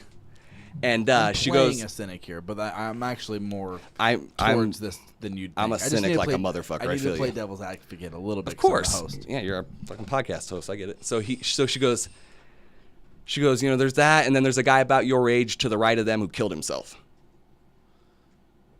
That is a wrench, Right? That is a wrench in the. And yeah, that is a wrench. And so I go, okay. So like, whatever, lady. Maybe the old lady is my grandmother. The only pictures I've ever seen of my grandfather are him and his civvies in the 40s, standing next to his pet bear at Yellowstone Park and shit. And and she goes, yeah, I was like, maybe the other guy is like someone from high school, someone I knew. I don't know. So I call my mom afterwards, right?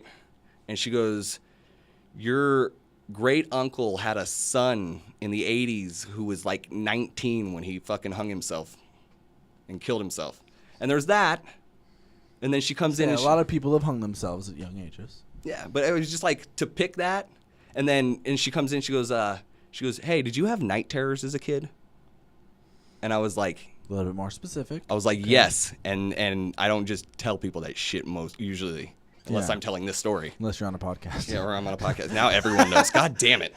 No, I had night terrors till I was like probably 6 or 7. I would just walk into my parents' room with my eyes rolled in the back of my head screaming. Dude, her fucking younger brother My does brother that shit. does that. It's scary as fuck. He would perch at the end of my parents' bed, and he would come into my room in the middle of the night, and pull everything out. Keep talking. I have to pee. Okay, Like, he go would on. pull everything Yeah. out of my drawers, Uh-huh. and then he would turn around and just stare at me. Dude. He would wake up outside. You see, and that lady, she theorizes that when people are sleepwalking like that and shit, that it's an alien taking you over. That like the Okay, aliens have she advanced. lost me. Right? No, she theorizes that like aliens have advanced so technologically that they're just energy now and they can inhabit bodies and shit. So when you're sleepwalking, it's because those aliens are trying to act out a human form, quote unquote. Fuck. Yeah. No. So she comes in. She goes, "Did you have night terrors as a kid?" And I was like, "Yeah, till I was like 8 or 9, but I don't just fucking tell people that shit."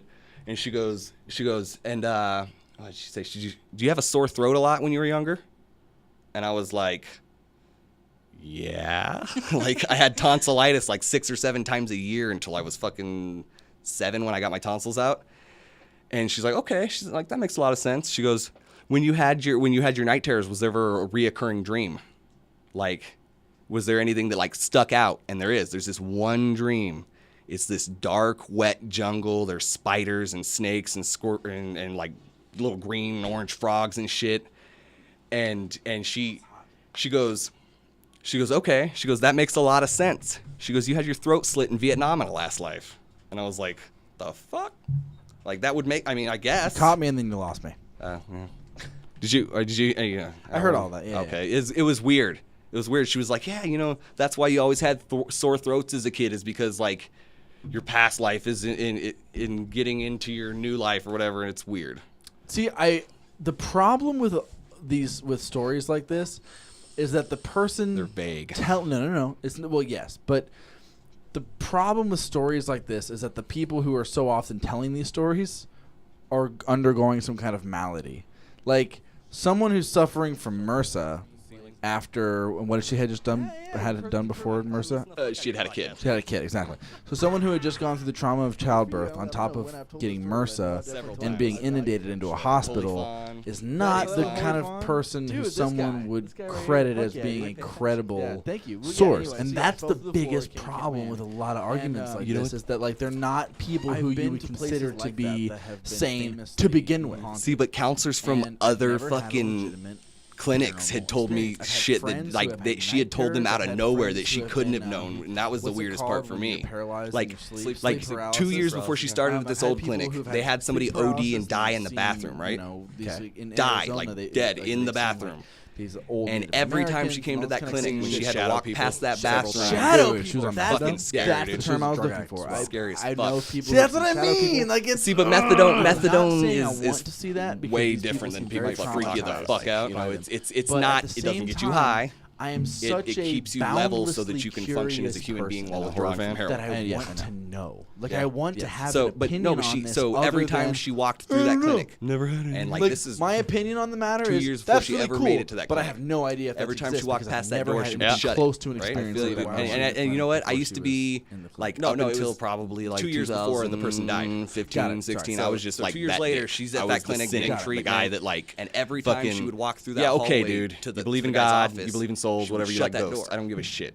But then, like, I don't know. I just stopped caring about whether or not I believed in it, and just like died in there, started and they're staring at fucking like that's fucking researching and enjoying life and shit and doing that. Yeah, like I've just been so interested in it for my whole life, and I've never had any firsthand experience, and it just it's never gonna be anything but just a hobby of interest until I've actually experienced it. Oh yeah. Well, another thing is that in our apartment we've had multiple people have night terrors.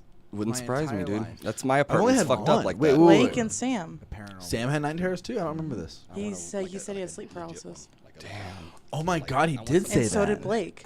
Blake did too. I mean, this is Tempe. All in our front room. So then, why are we? Then why have we been safe up until tonight? Well, maybe you guys are like, because like I have friends too that do believe in this shit like hardcore, and they've never had an experience, but they're like, yeah, like that's life, that's what happens. And like some people just aren't open to it, like here, you know, like it's like they have to let it process for long enough before that. Like my girlfriend says, or the lady at the clinic even was like, you know, as you start to think about it more and like push yourself more, like you open more to it. Well, that's where you brought up the the Holy Fawn episode, that's what Ryan was saying. Ryan, right at the beginning of the podcast, was talking about lucid dreams and how he had to push himself to kind of get to that point. My girlfriend freaks out if I ever try that shit. I would never try that shit. I used to put a black dot in the middle of my palm, and it was like my marker. So like what you do, that? you put the black dot in your palm, right? And then every time you look down and you see it, you check the time. And if the time is accurate or the time changes, because that's one of the things you pay attention to. Time doesn't change in a dream. Yeah. So if you look at the dot and you see that your watch hasn't changed, you're in a dream. And then based on that information, you can control it, right? That's the idea. Essentially, yeah. Essentially. I never got it to work. I never really thought about it, but I have a lot of lucid dreams. You have dreams where you control it? Where I'm aware I'm in a dream. Really? Like every night. And Go I on. didn't know that was lucid dreaming. Jelly, you didn't know what lucid dreaming was? Well, lucid dreaming is I when just looked up the definition. Lucid dreaming is... projection. Okay, I'm not sure exactly what your definition was that you read, but from what I understand, lucid dreaming is self-awareness within a dream, and you can control the dream while you're there. Yeah.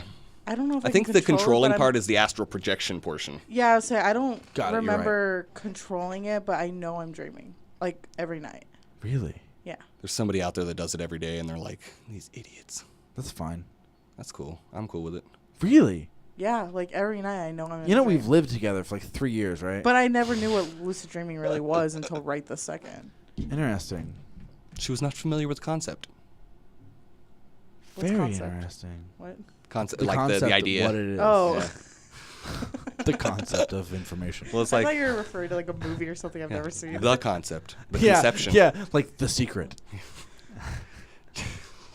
we got a fucking secret story too. I met Oprah Winfrey. She's full of shit. Dude. Yeah.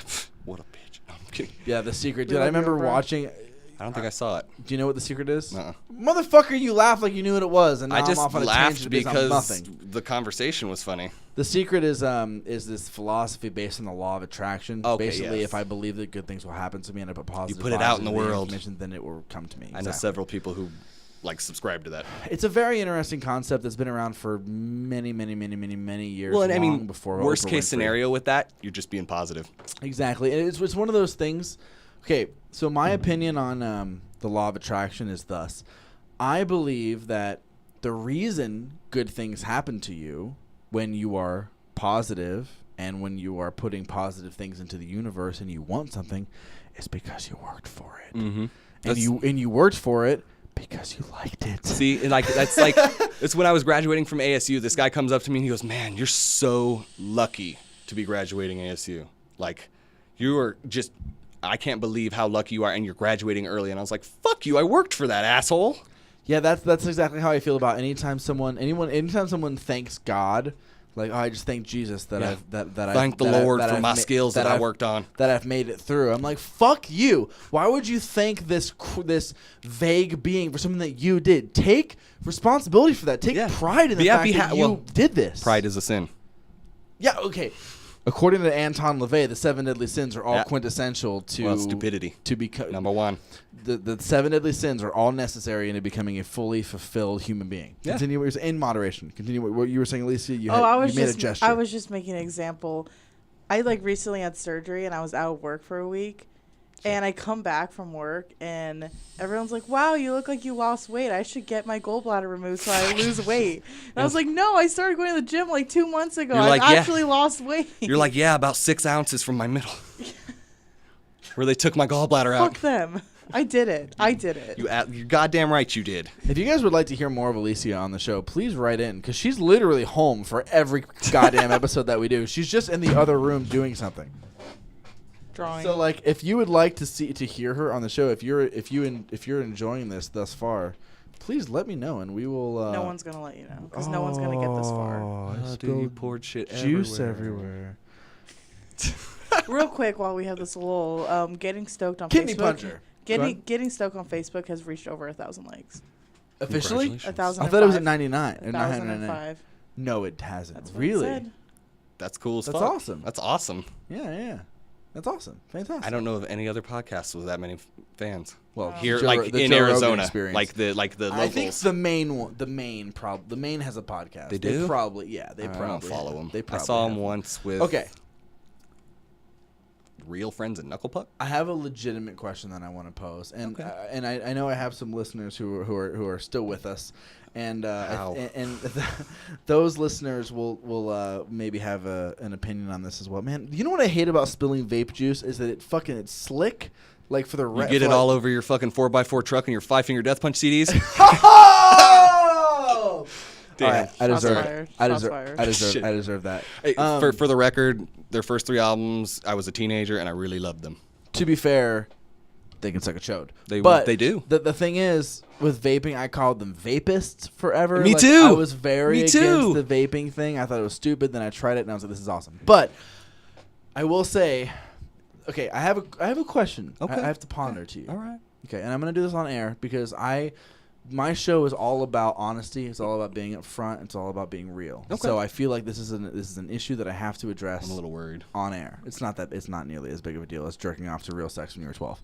So the thing that I want to ask Sports is, Illustrated 2005. I have made many a joke about the Maine Yes. on my show. Okay. I have talked about them. I've made jokes about them. Nothing mean, but I've definitely made fun of them as being a pop band or this or that. Which is what they are. Or like someone it's always been little jokes. Like someone has said like, yeah, like if you listen to the Maine, and I would say something like, or you could not listen to the Maine. Yeah, or you could not. Like, it's little stupid jokes. But, and I feel like this is an interesting thing to bring up. I feel like I should have them on the show. But I've said... You're worried that they're going to be pissed? No, I'm not worried that they would be pissed. I'm just worried that I'm going to have some listeners who are like, yo, what the fuck? Like, you sellout piece of shit. Like, really? Like, I feel like I should have them on the show because I legitimately think that they would be an interesting guest. Well, They've of course, been around. They've seen a lot of stuff. Well, they saw the early scene, like the early 2000s scene and shit. Yeah, like, man. Come on. And I feel like they're more approachable than Jimmy Eat World, for instance.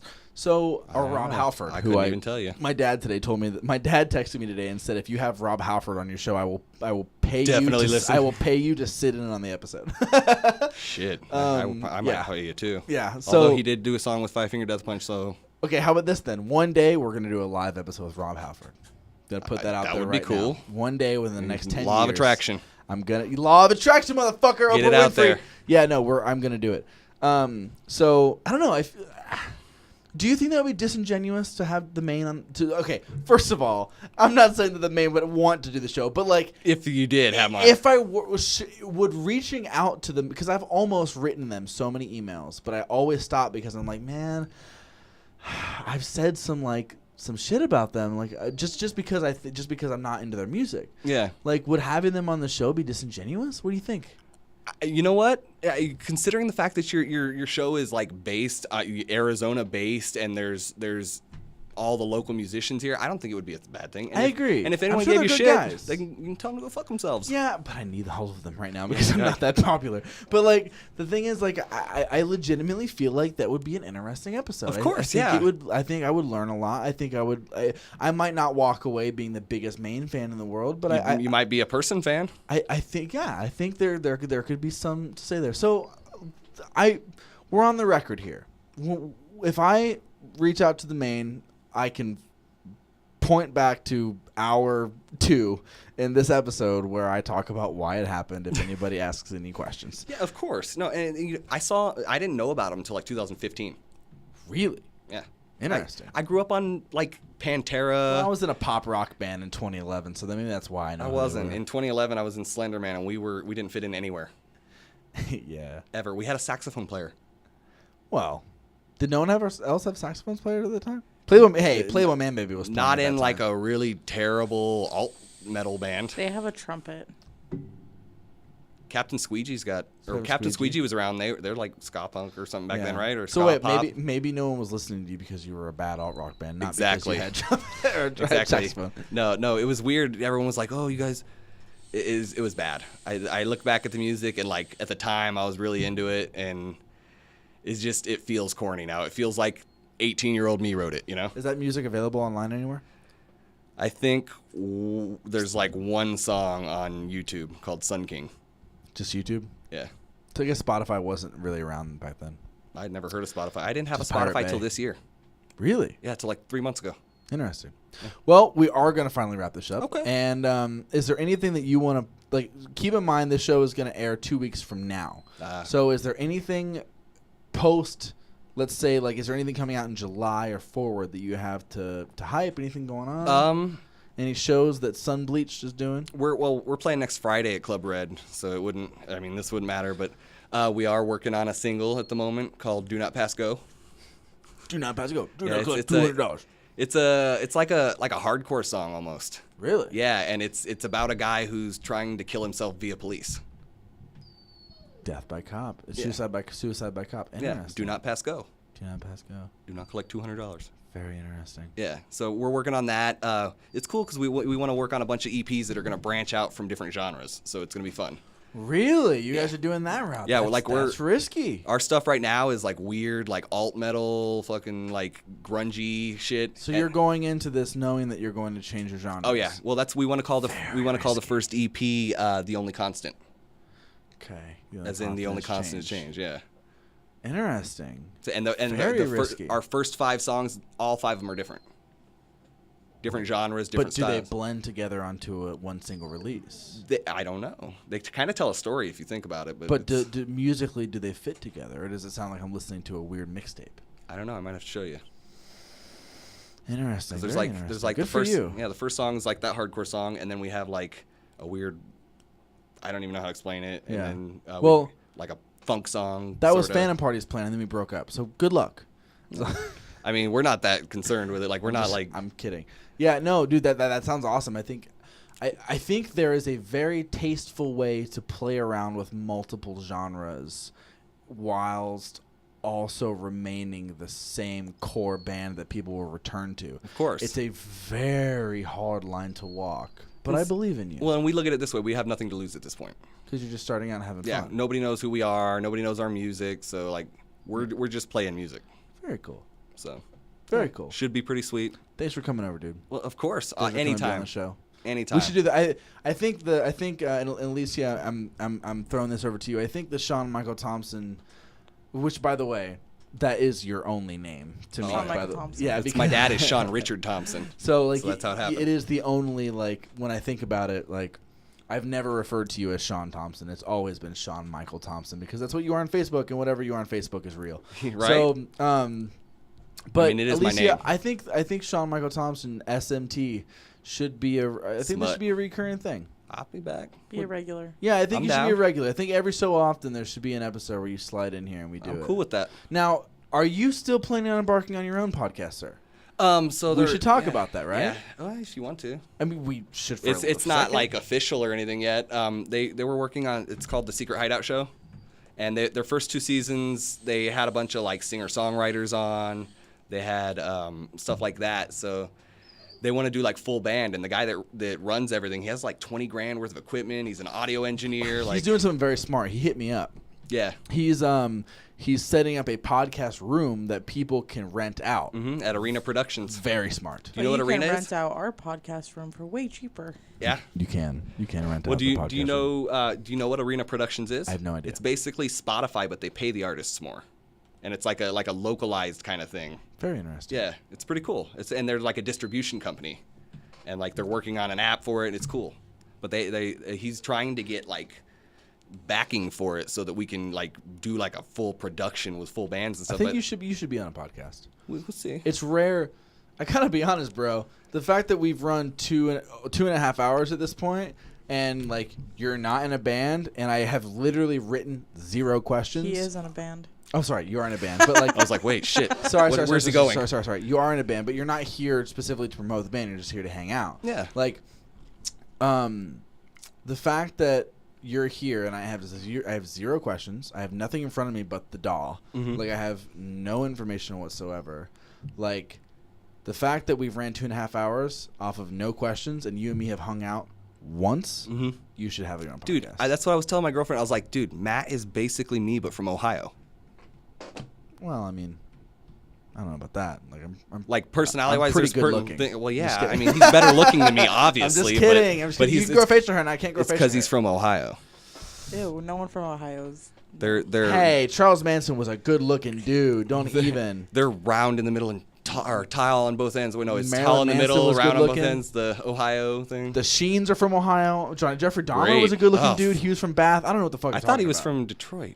No, he's from Ohio, right? You're right. He's from Ohio, and then he was in Milwaukee. Get your Milwaukee, shit that's together. right. Jesus Fuck it. Christ. I was, yeah. Milwaukee. The Milwaukee I mean, massacre. most of my family's from Illinois, and that's where Gacy's from.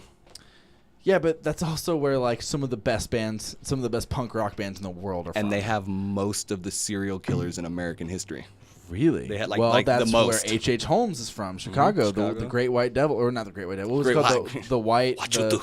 The the Cannibal Corpse. white. What the fuck is that?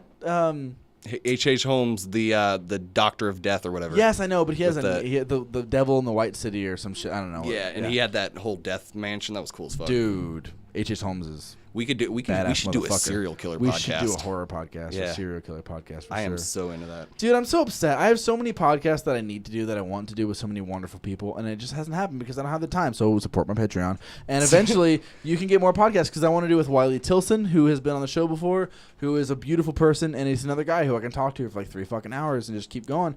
And I feel like you are the same way, dude. You and me could do a themed podcast. Good hangs. and we could talk about horror and serial killers and all kinds of nonsense. We could like review a movie a week or something. We could do something like that, man. But like until I'm able to cut back on work and I people feel ya. people support the Patreon and do sponsorships and stuff like that, it's not gonna happen. So that's the thing, man. I would love to do that. I would love to sit around and just do this shit constantly. It would be great, wouldn't it? It would be great. So, dude, So I want to do amp-tolexing. What's that? Just Tolexing. recovering. Yeah. Yeah. Let's check out Sleepy Sheep Arts. Sleepy Sheep. Is that you? It's my amp customization. Oh yeah. Oh, Sleepy. There and you it's go. really fucking cool. You've looked at it before? Oh yeah. Wow, good for you. They're I neat. haven't looked at it yet. I'll have to No, show you you after the you need to podcast. look Yeah, at it. they're neat. Okay. Yeah. All right, it'll happen. But yeah, so there's that. There's Sunbleached. That's basically what I'm doing at this point. Sean, thank you so much for coming on the Oh, show. thank you for having me. It's I great. really appreciate it. This has been really fun. I've been going through a lot of stressful stuff with the show lately, just with losing episodes and having to reschedule and being very over my head. And this was the exact This is exactly what I needed. This is what I needed this week, not to feel like a piece of shit. Chill so we're back, good. dude. Don't we all? Don't we all just need to hang I out feel with, crack open a couple of cold ones with the boys and Damn or right. warm ones in my case, and talk about and talk about like shit, dude. This is what we need, man. I mean, we could do it off air too. I think Good point. We should do it off air. It off shows air. anywhere. Now it's 9:40. Oh, is it really? Holy shit! And That's why my girlfriend's freaking out. Honestly, I kind of want to.